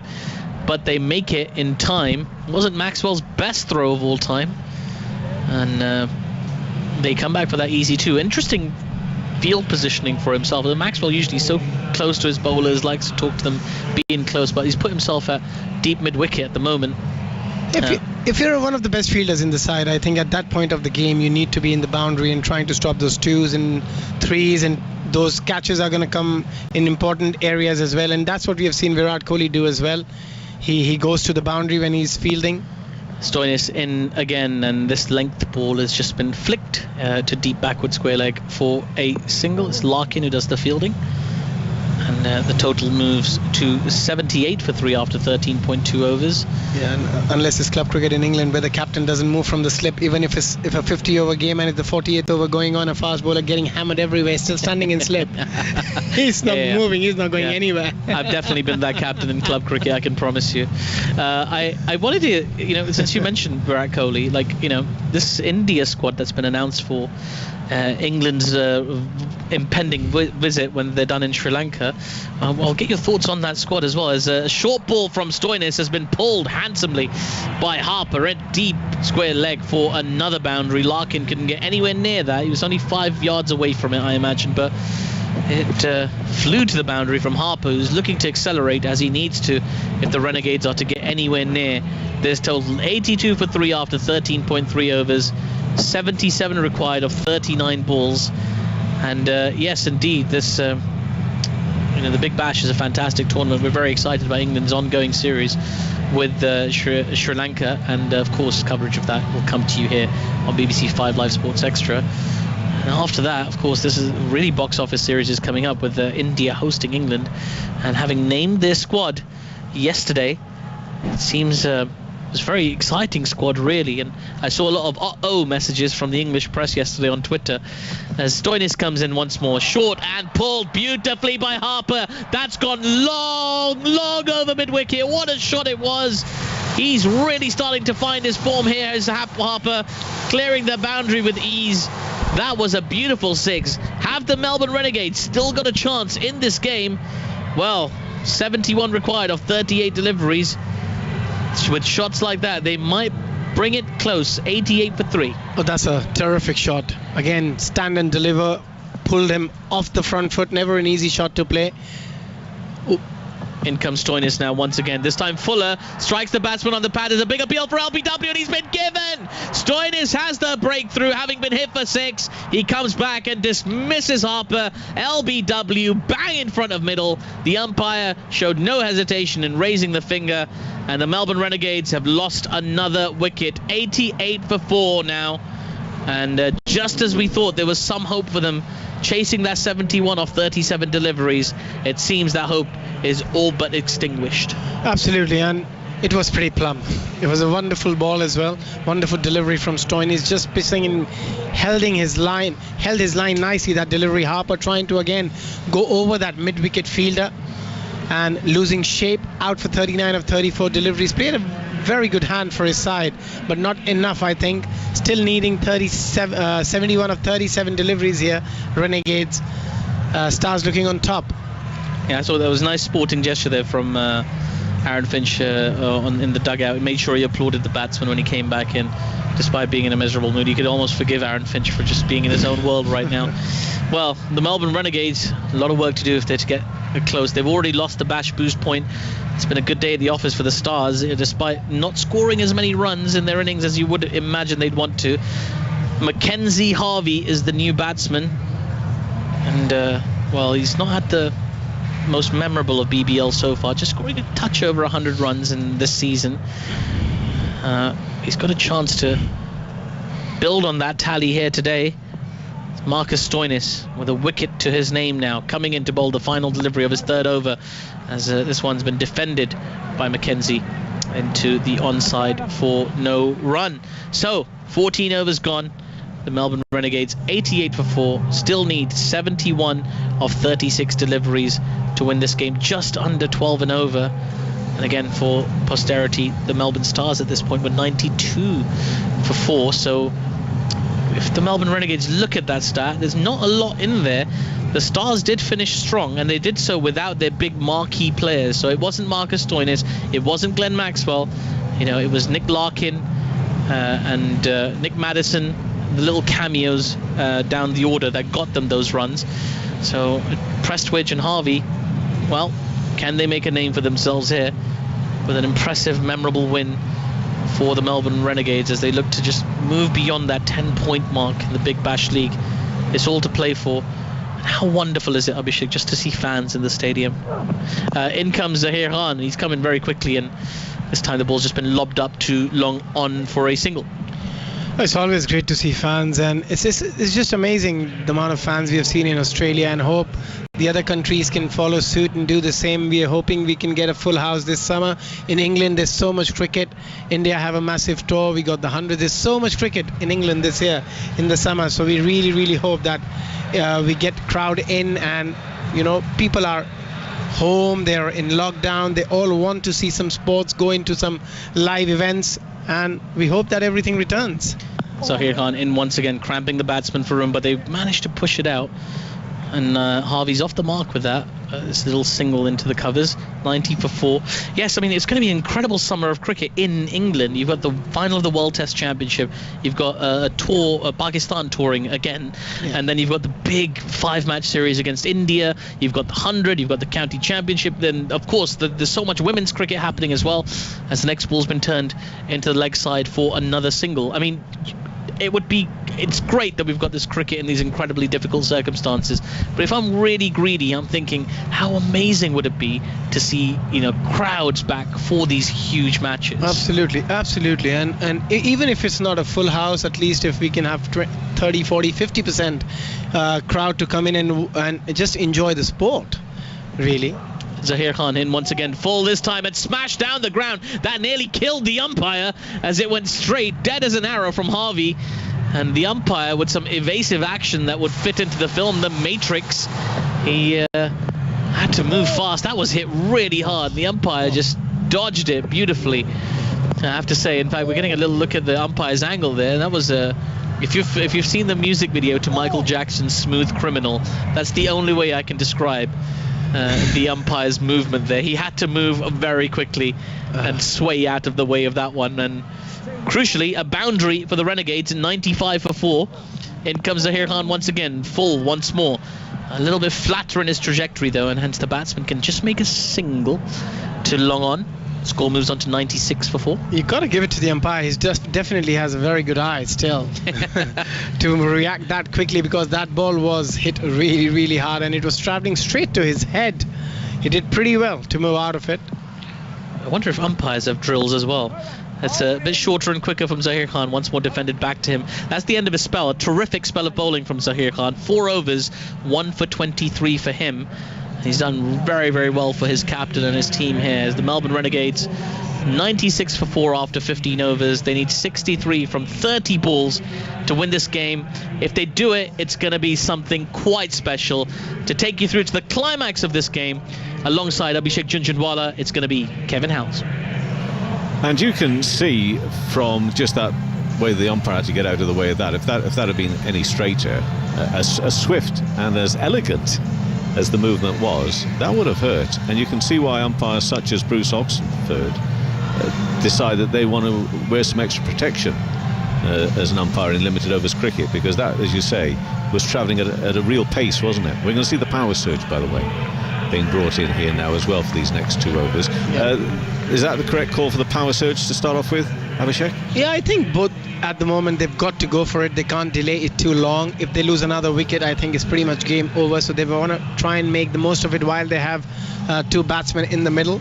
And they need that power surge at 12.6 and over. They need from here. They require 63 of 30 balls. If they can pick up 30 runs of the next 2 overs, at least they give themselves some chance. In the last 3, if they're chasing 33, there's a chance for them to go out there and get it, if they don't lose too many wickets here, Kevin.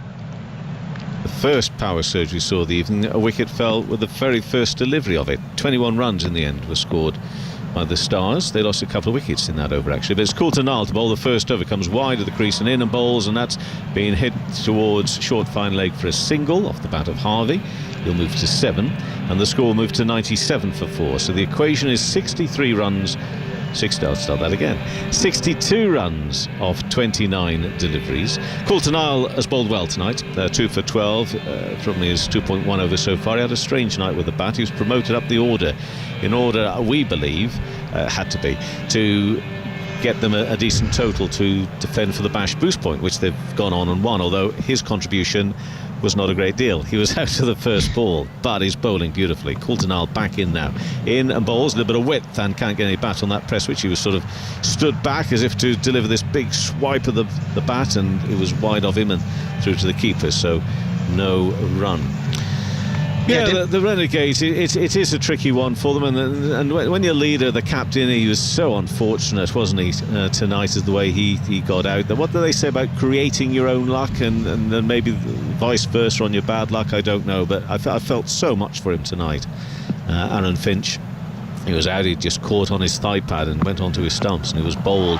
Now this has gone a long way off the bat of Prestwich in the air. It should be a catch for the keeper. It is, and that's Prestwich gone in this power surge. He was trying to make the most of it. They needed to get going. Well, he got a top edge, I imagine, on that, because he went straight up in the air. The keeper didn't have too far to move, but he did have to wait, and eventually it came into his gloves. It's 97 for 5 in the 16th over.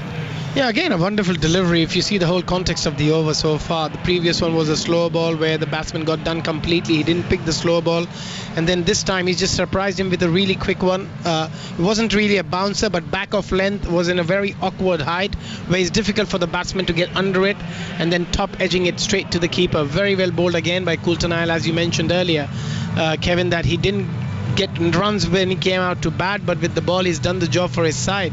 2.3 overs, picking up 3 crucial wickets and gone for only 12 runs so far.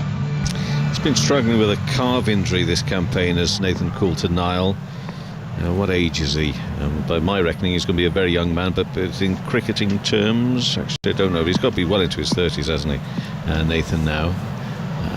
Need to check that out. I'll probably find he's 29 or something still, but I think he's into his 30s now. But he's still doing a terrific job. 3 for 12, 2.3 overs gone. Bo Webster is the new batter in. Prestwich gone for 14 off 18 deliveries. 97 for 5, another 62 off 27 deliveries. And it's the Stars who are well on top. Coulter Nile bowls for them now on the off stump of Harvey, and he will hit a beautiful shot. Punches that away through deep extra cover. It's a 4. He moves to 10, and the Renegades past 100 now. 101 for 5. Yeah, again a slow ball with all the fielders on the offside being inside the 30-yard circle, piercing the gap nicely, giving himself a little bit of room again outside that leg stump, just moving. That's been the fashion of T20 cricket.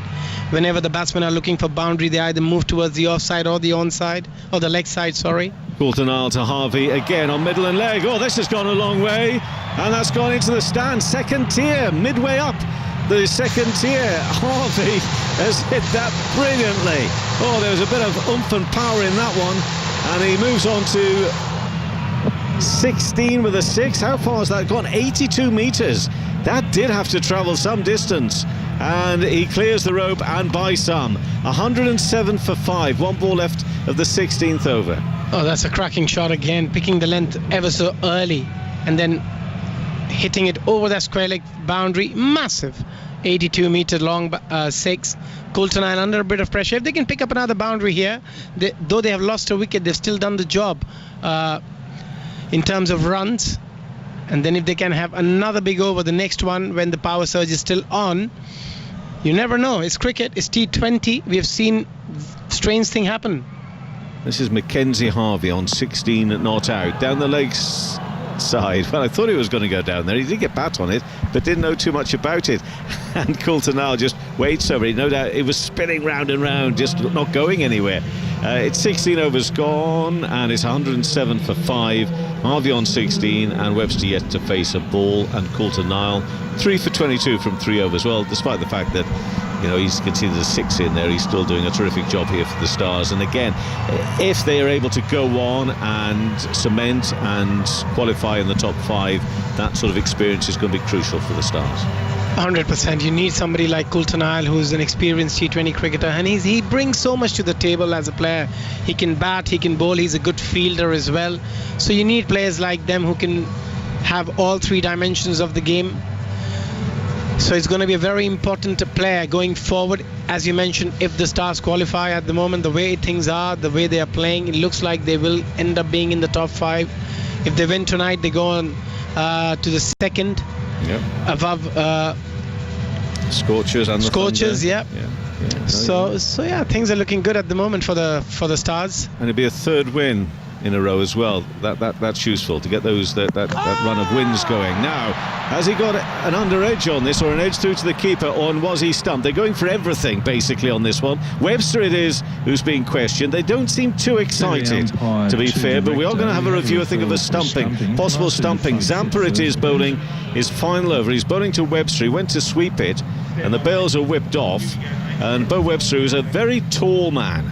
Let's take a look at this one, Abhishek. What do we make of it? First of all, it's the boring bit. It's a legal delivery. I say it's boring. It's quite important, of course, but we got through that bit. Now, what about those long legs? He reaches out. It's up in the air and back comfortably.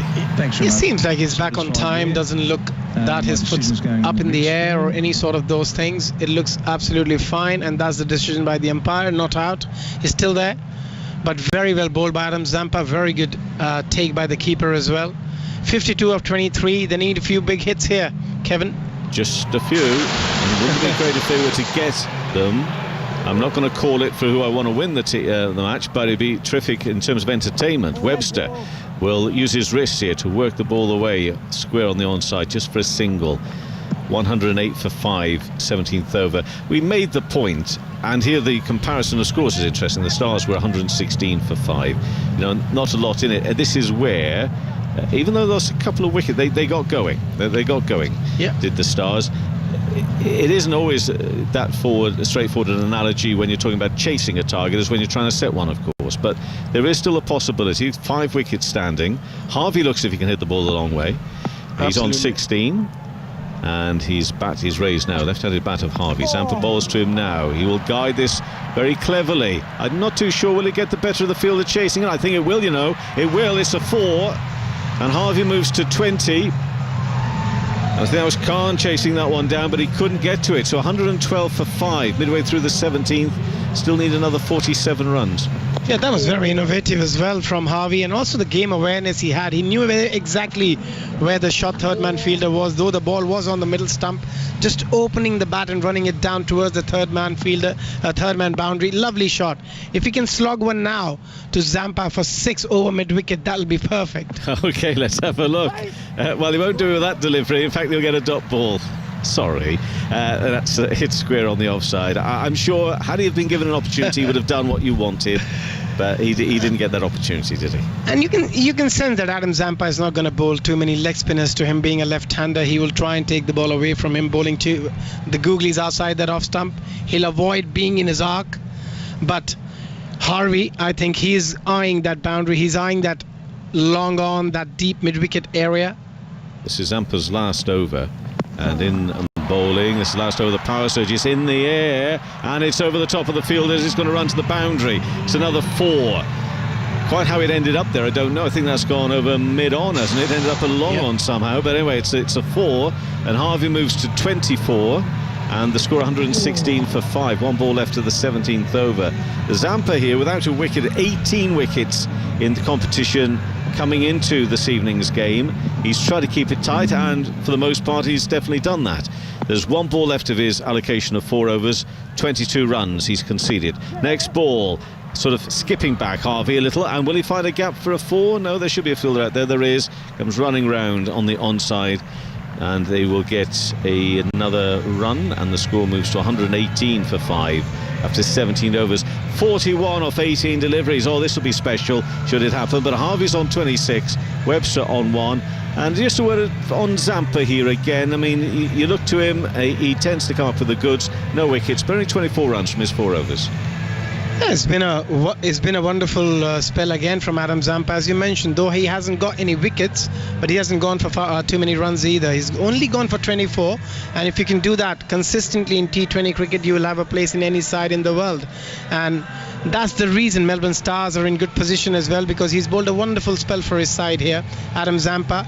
But we have seen team chased 41 in the last 3 overs. You just need one over where you can get anything over 15 and you give yourself a good opportunity to win the game from here. Are you reassessing, and I'm not saying anybody should, but I'm just wondering, are you reassessing that Larking innings at all? So in the way the Renegades have responded. Let's see, Webster on 1, up onto his toes, and that's punched away out towards the cover boundary, and there will be 1 run, 119 for 5. He took his while to get going, and then he got some runs towards the end. You say important that he was there right through as well. Did you still any reason to think, well, if you like, up it a little in your estimation of that innings, or not? Yeah, absolutely. Nick Larkin innings was the most crucial innings for the Melbourne Stars. I don't think if he had got those 61, Melbourne Stars would be in a position they are in at the moment. And I think that's exactly what we expected out of Sam Harper as well. If he could have done pretty much the same what Larkin did, then he would have given the Melbourne Renegades a better opportunity here to come out there and chase a target. But still there is hope. They need 40 of 17 balls. You need 2 big hits here and things could change for the Renegades.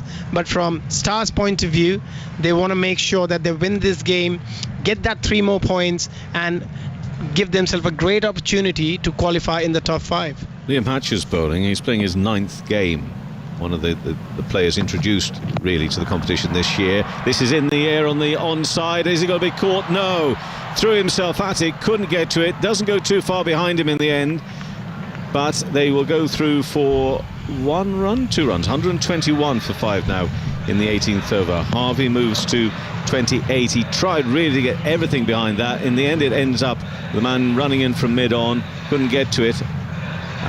Just throws himself down at it. In the end, has to parry the ball. Does quite well in the end, I suppose, realising he's not going to get to it, to sort of parry the ball away. So a decent piece of fielding there. Next delivery, Hatcher comes around, bowls to Harvey. Harvey will look for a gap. Will he find one? Yes, he will. Square on the offside. Cartwright, frustrated, angry, thumps the ground. He thought he should have got to it, but he couldn't.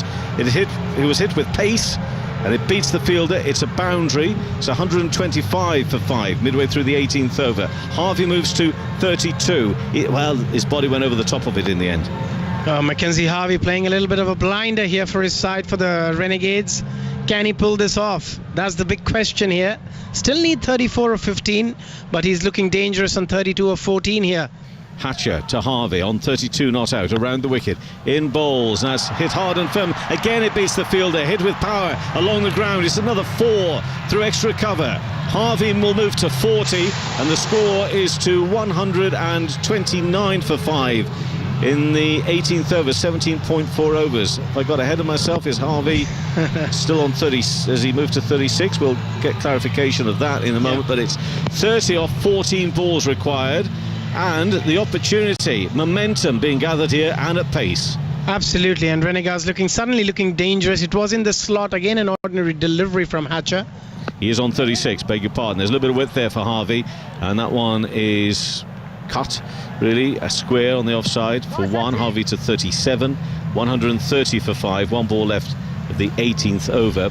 So Harvey on 37, giving the Renegades some hope, but work to be done. 29 off 13 deliveries. Webster, he wants a drink, Harvey. He's getting thirsty out there. Webster is on 2 of 3 deliveries. He will face the last ball of this 18th over, being bowled by Hatcher. No wicket for 26, his figures at the moment.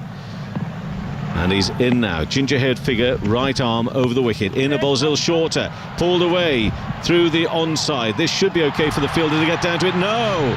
It's a 4. Well, it brings up a massive divot. We get these on these sort of pitches. Again, a little bit of a worry. He's okay, but you can injure yourself so easily. But he threw himself at it. A lot of turf came up, but then missed the ball. Went past him, either under his body or just past him. We'll take a look at the replay in a moment, but it's a 4. Most importantly, it's 134 for 5. 2 overs remain, 25 needed. Hatcher's conceded 30 runs from his 3 overs now, but Harvey and Webster giving the Renegades some hope. Oh, absolutely, and what an over that was. They needed a big over, they've got it. 25 of 12, very much chaseable with 5 wickets in hand, with both batsmen looking dangerous. Harvey especially on 37 of 16, and they needed that boundary, but what a mess the fielder made out of that particular ball. He should have definitely stopped it, but I can understand his knee got stuck in that on the surface, and probably that's the reason he lost his footing and lost balance completely there. But great news for Renegades, they picked up yet another boundary. 25 of 12, match on here. Yes, it is. As I say, that most importantly in terms of the game, it was a 4. But that you always worry when you see a fielder go down with the knee in that situation. But he's okay. His pride's a bit hurt, and he'll be a bit annoyed that he's conceded the 4 out there. But it's he's okay. He's not injured. Nathan Coulter-Nile, 3 for 22 from 3 overs, going to bowl the penultimate over of the game here. And the Renegades need 25 off 12 deliveries. Next delivery, full on the leg stump, high, so high over the leg side. It's going to be a 6, again into the second tier. Oh, this could be a very big night indeed for Mackenzie Harvey. He moves to 43 off 17 deliveries. The Renegades to 140 for 5. They may be out of the competition, but by gum, they're giving it all there this evening. 85 metres. Oh wow, what a shot. Again a full toss, but you still need to put the full tosses away. What a shot by Mackenzie Harvey. 43 of 17, putting pressure back on Coulter-Nile on the first delivery of the over. The moment you get hit for a boundary in the first ball of your over, you're always in trouble, you're always under pressure. 19 of 11. Oh, this match is on. Coulter-Nile to bowl to Harvey on 43 not out. Bowls now on the leg stump, driven hard and firm there through extra cover. Gets down to it, does Maddinson, left arm throw, 1 run. 141 for 5. Madison nearly made another mess out of that one as well. He was on his knees, somehow managed to stop the ball, and just 1 run, but still the match is on. 18 of 10. Webster, can he hit a boundary here? If not a boundary, he needs to get onto the other end, bring Harvey on strike. The pressure back on the Melbourne Stars, on the bowlers, on Coulter-Nile. Oh, this match is alive. It is. Delighted to say so as well. You always just worry a little bit. A team out of a competition can't do anything in terms of qualifying. What will they bring to the table? Well, they're bringing a lot to the table of the Renegades this evening. This Melbourne derby. Let's not forget this is a Melbourne derby. There is a lot at stake. Webster's on 6. Coulter-Nile bowls to him now. Full on the leg stump. Clipped away nicely by Bo Webster for a single. And he will move to 7. 142 for 5. Midway through the 19th over. What's Coulter-Nile looking for here, Abhishek, in these last 3 deliveries? All that experience. He is 33, by the way. I didn't do him an injustice earlier. What's he looking to do now? I think the option again, he's either going to go for a slow ball depending on the field position he has, or he's going to go for a really full delivery, try and go for that Yorker, because he's trying to avoid the length delivery, because anything on the length, Harvey will be up for it. Left-handed Harvey facing now, tries to put bat on that. It's a bottom edge, it just sits there in the crease. They still go through for 1, and it's 143 for 5. 2 balls left to the 19th over. That's what Coulter-Nile was looking for. And if you're a batter, how are you going about it from the batter's point of view at the moment? From the batter point of view, you've got to have both your options open. You've got to get yourself in a very strong position where you have got a very stable base and you have both options. You can't just be here batting with one option, or I'm going to go leg side, or I'm just going to go offside. So you're going to try and clear your left leg out and keep all your options open. Indeed. Coulter-Nile bowling the penultimate over, 16 off 8 deliveries for the Renegades, and this is high over and behind square. It's another 4, this time to Webster. He moves to 11. 147 for 5. 1 ball left to the 19th over. Oh, what a game this is turning out to be. Who would have expected 2 overs back that this is where we're going to be in the last over of the game, in the penultimate over of the game at the moment. What a shot again, opening the face so nicely there, Webster. Again going for that Yorker. Didn't get it right, didn't get the execution. Was a low full toss with the third man and the point fielder being inside the 30-yard circle. Always a risky option, but what a shot. What a game this is we got in our hand. 12 of 7, another boundary here, and this will be well over for the Stars. Should this be a defeat for the Stars, this is going to hurt them badly.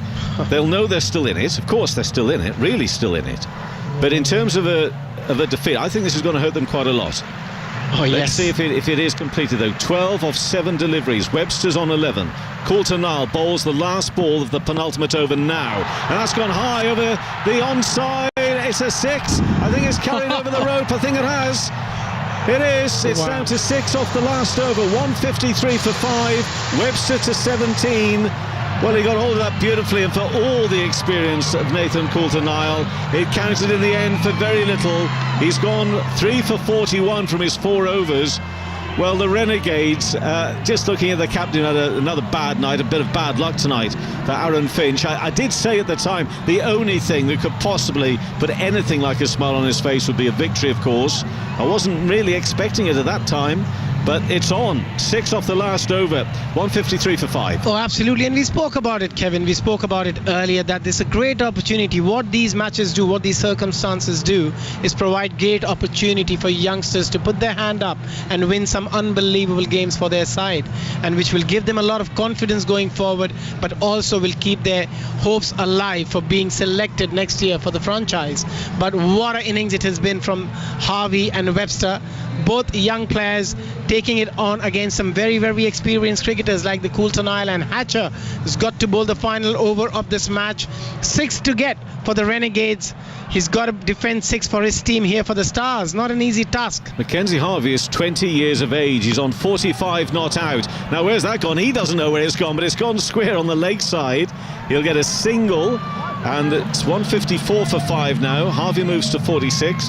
Webster just a little bit older. He comes in at 27 years of age, so he's got a bit more experience out there in terms actually of matches played. Mackenzie Harvey has played 20 games previously tonight, Webster 38, so he has got more experience. It's a bit marginal really, but Webster, the senior part of this partnership. However, it's Harvey who's on 46, not facing at the moment, and Webster on 17 not out of 7 deliveries. Yep. Again, with mid-on and mid-off up, you can sense that there could be a slower ball bouncer. It could be a quick bouncer with the third man. Oh, and the third man's going back. So we can definitely sense now the field changes again. They push the mid-on back to long on. So it could be a fuller delivery, a Yorker. And it's Hatcher who is bowling this final over, and he's in now on the leg stump, clipped away on the leg side. There is a man out there. It's Maxwell, right arm throw, which will prevent them from getting 2. Will we get a super over? 4 of 4 to win. 155 for 5. We've got 4 balls left of the innings, the 20 overs. Harvey's on 46 off 20 deliveries. Webster on 18. Liam Hatcher's not that old. He's a young man himself with a lot of responsibility put upon his shoulders here this evening. He's just 24 years of age. It's that power surge. The power surge creates mayhem, really. Absolutely. I think this is the ball who's going to do it. Harvey's going to hit a boundary here. Okay, he needs 4 for a victory. He's on 46. Will he bring up his 50 with it as well? Let's see. He hits that hard and firm along the ground, straight to the fielder. They'll have to be quick making their ground. They make their ground for 1. It comes off his bat. Oh, in fact, he comes racing in as Glenn Maxwell threw the ball. I think he was concerned that hit Mackenzie Harvey perhaps on the head as he was throwing himself in. Let's have a look if it does. He looks to be okay anyway. The throw comes in. Oh, it hit in the middle of the back. I mean, that's going to hurt, but it's not the head. Absolutely. I think he got very lucky that the ball hit, just ricocheted off his back. He didn't have a very, very strong impact with the ball. It just kissed the surface of the back and went towards the fielder. Very lucky Harvey. It was a very, very bad dive as well. He could have easily dislocated his left shoulder there the way he dived, but he gave everything. 3 needed of 3 balls. Hatcher to bowl to Bo Webster. Webster, the tall figure Webster, high over the leg side. Does that find the gap? Yes, it has, and the victory! The victory for the Renegades. They found it so difficult this season, but they've won this one. They've won this Melbourne derby by 5 wickets with 2 balls remaining. A little bit of bragging rights, smiles all around, big hugs as well. It's been a dreadful season for them, but boy, they'll take victories like this evening. And for the Stars, an opportunity missed. Still very much in it, but a defeat they really, if they got that win, they'd up to 2nd in the table. It's not to be for them. They pick up 1 point from the Bash boost, but a defeat. Oh, what a game it has been. Who would have thought that we would be in this part of the game at the end? What a performance from the Melbourne Renegades. You got to give a lot of credit to Mackenzie Harvey and Beau Webster, the way they came out and did the job for the side. We said that there's great opportunity for the youngsters to put their hands up and do something special, and that's exactly what they have done. But for Melbourne Stars, you got to feel for them. They had the game in their bag throughout till the very end, but in the last 3 overs everything changed for them. 41 of the last 3 overs. Who would have thought that these two young players would do that?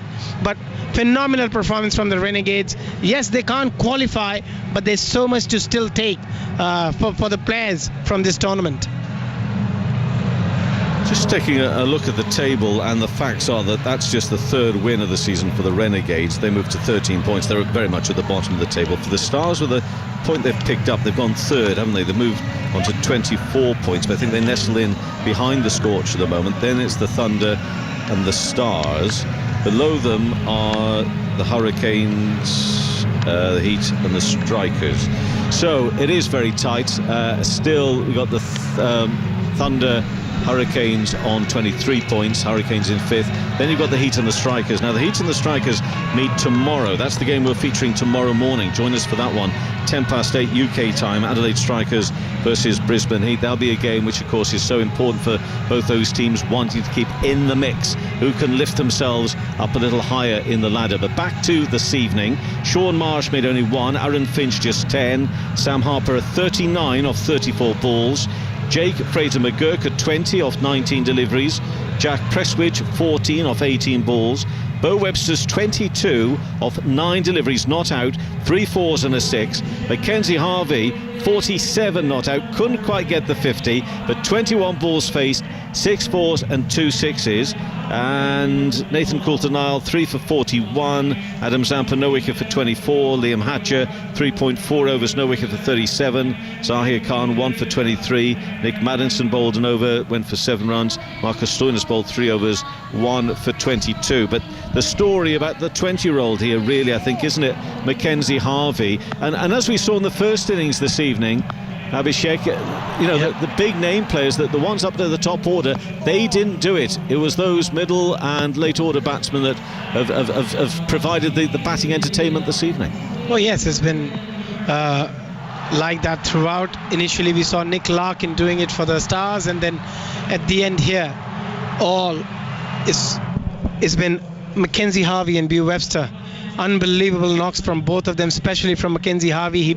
He believed that they can win the game, and that's what we spoke about. You've got to have that self-belief that you can win a game from any situation, and we saw that with India yesterday, and we're seeing this with the Renegades tonight. It's been exceptional cricket. Yes, they can't qualify, but as I said, they can still entertain people, they can still take a lot out of the tournament, and they can look forward to some very, very good performance in the next 2 games. In terms of the Melbourne Derby element, it's 1-all, isn't it? A victory for both teams in this season as well, so that's quite nice. Everybody has a little bit of something to enjoy from that point of view. But in terms of the Stars, again, we can refer to this thing about, you know, being professional and everything, but in terms of the possible damage that could do to them, would you be a little bit concerned for them now? I mean, they're at the third.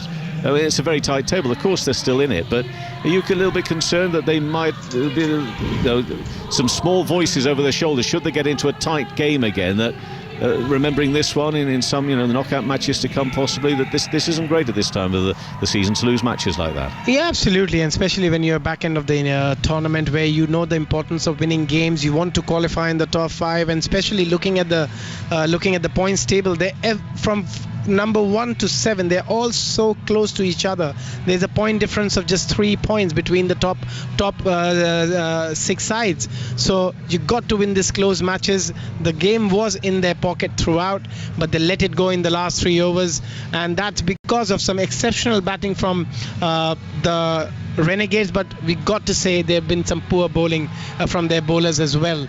So yeah, if they want to qualify, they need to pull their socks up and win matches from here.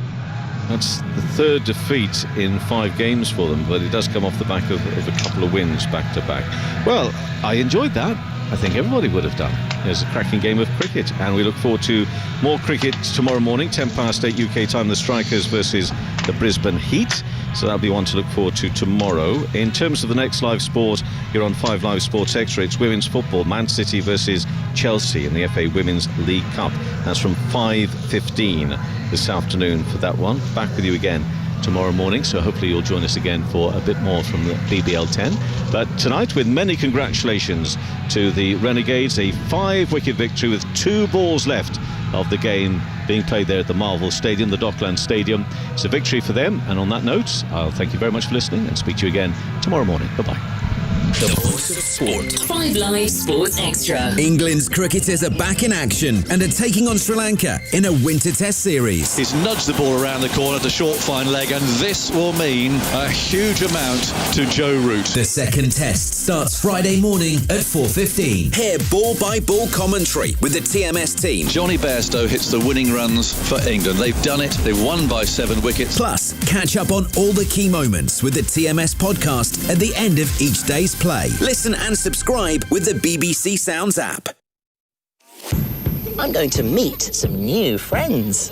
Get even more from CBeebies on BBC iPlayer. Woof! Home to hours of fun. Hey, Ducky! All in one safe place. It's all gone quiet! Whenever you want it. I think it's time for Mr. Tumble. With Hey Dougie, Bing, Something Special, Jojo and Gran Gran, and lots more. We're ready, Gran Gran! Entertain your little ones like nowhere else. CBeebies, available on BBC iPlayer. The penalty area, Harry Kane finds the back of the net. Lukaku shoots, Lukaku scores. FA Cup and EFL Cup. Wigan with a cross from the left, Will Grigg, goal!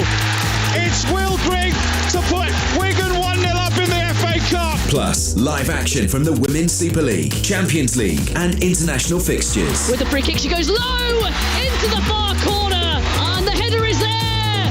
Brilliant run at the back post, and Nikita Paris gives England the perfect start to the second half. Visit bbc.co.uk/5live for full listings. More live sport, pure live sport. You're listening to 5 Live Sports Extra. More live sport, pure live sport. This is 5 Live Sports Extra. As 5 Live brings you one event, 5 Live Sports Extra brings you another. Live and uninterrupted, including cricket. Curran comes in over the wickets. Ball in and England win! Amazing from Tom Curran. He picks up 5 wickets, jumps in the air. Athletics, swimming, tennis. Hallett's back and into the net.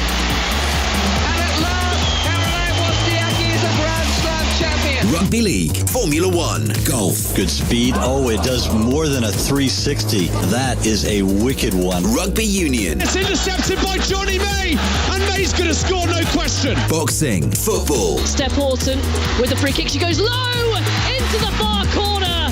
Visit bbc.co.uk/5live for full listings. More live sport, pure live sport. You're listening to 5 Live Sports Extra.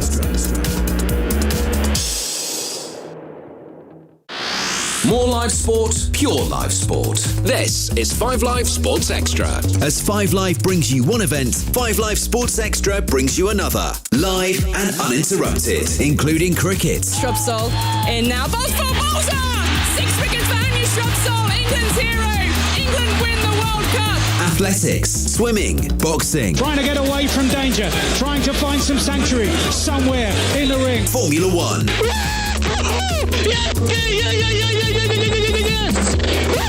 Golf, Rugby League. Luke Gale tries this time. Luke Gale! Rugby Union, tennis, football. Wigan with a cross from the left, Will Grigg, goal! It's Will Grigg to put Wigan 1-0 up in the FA Cup. Visit bbc.co.uk/5live for full listings. More live sport, pure live sport. You're listening to 5 Live Sports Extra. More live sport, pure live sport. This is 5 Live Sports Extra. As 5 Live brings you one event, 5 Live Sports Extra brings you another. Live and uninterrupted, including Rugby Union, with live coverage from the English Premiership, the Challenge Cup and Pro 14s. For a long overhead pass.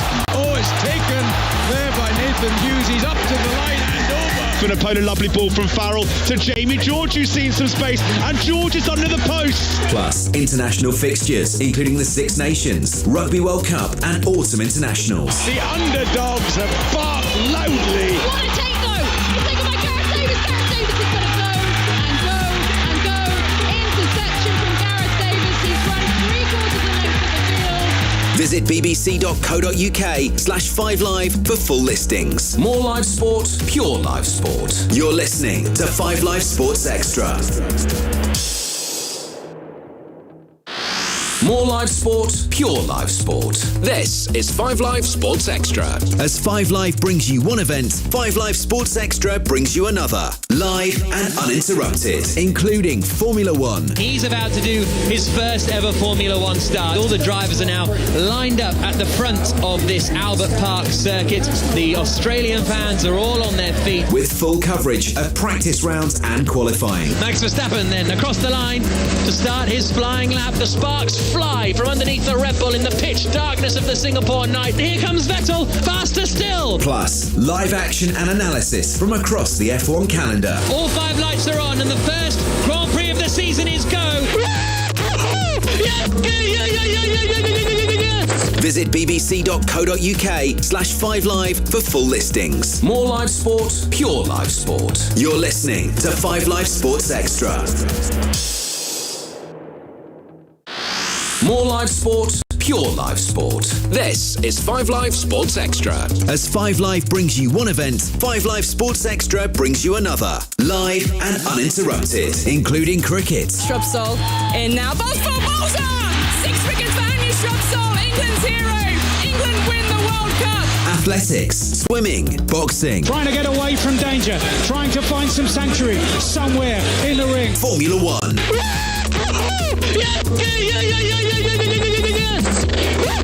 Golf, rugby league. Luke Gale tries this time. Luke Gale! Rugby union, tennis, football. Wigan with a cross from the left. Will Grigg! Goal! It's Will Grigg to put Wigan 1-0 up in the FA Cup. Visit bbc.co.uk/5live for full listings. More live sport, pure live sport. You're listening to 5 Live Sports Extra. More live sport, pure live sport. This is 5 Live Sports Extra. As 5 Live brings you one event, 5 Live Sports Extra brings you another. Live and uninterrupted, including international cricket with Test Match Special. Listen to this noise. We're right up in the roof. Bowles, that's driven. Lovely shot from Stone. He's timed that really well. Anderson goes in and bowls, and that is edge and caught behind. T20 and one-day internationals. Takes a couple of strides and then pumps his arms and legs, approaches us, bowls, he's bowled him! And Zampa has gone! Plus, the ICC Cricket World Cup and highlights and analysis from the biggest matches across the cricketing calendar. Shrubsole in now. Balls for Bolter!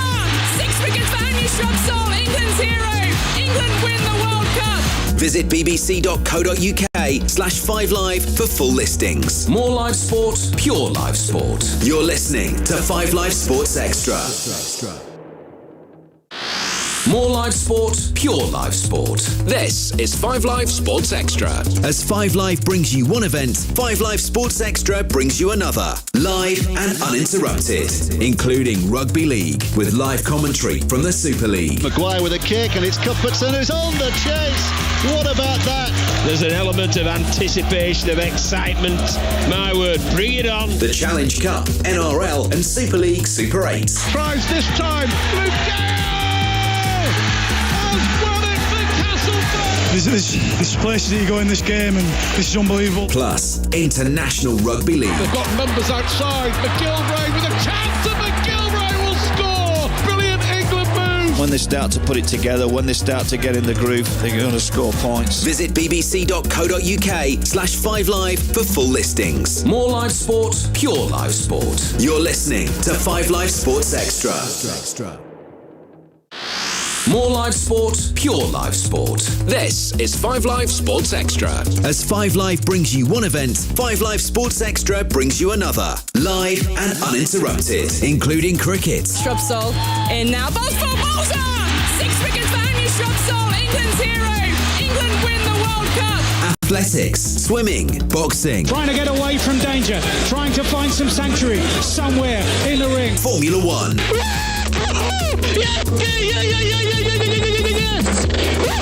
golf, rugby league, Luke Gale tries this time. Luke Gale! rugby union, tennis, football, Wigan with a cross from the left. Will Grigg!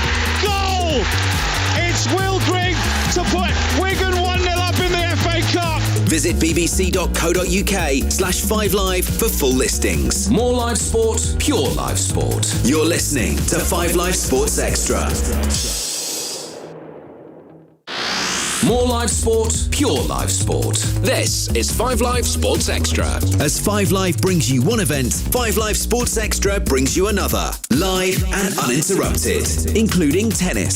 Serves, big serve. This to take it all the way. And the screaming and the roaring and the come on, still going. With live coverage from every Grand Slam. Nadal celebrates another straight sets victory. First couple of rounds safely negotiated. Serena and her elder sister Venus Williams are making the walk of champions. Every single one of these Grand Slam wins means so much. Plus ATP Tour Finals and Davis Cup. What an extraordinary spectacle. This does not feel like it can be happening. Well, what a time. The longest and the most intense rally of the match. Visit bbc.co.uk/5live for full listings. More live sport, pure live sport. You're listening to 5 Live Sports Extra. More live sport, pure live sport. This is 5 Live Sports Extra. As 5 Live brings you one event, 5 Live Sports Extra brings you another. Live and uninterrupted, including football, with live coverage from the Premier League. Harry Kane inside the penalty area. Harry Kane finds the back of the net. Lukaku shoots. Lukaku scores.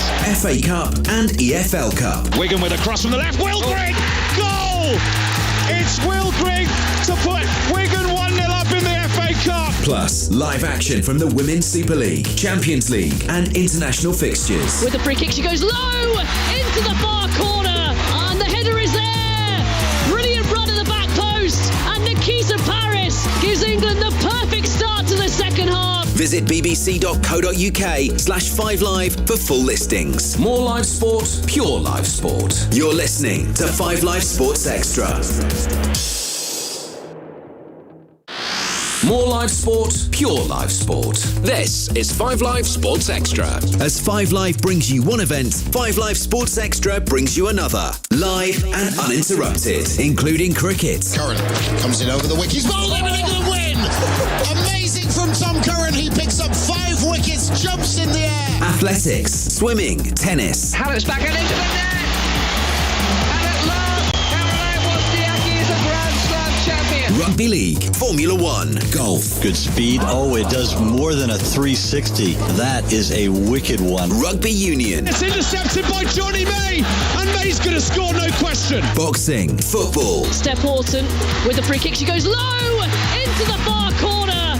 Visit bbc.co.uk/5live for full listings. More live sport, pure live sport. You're listening to 5 Live Sports Extra.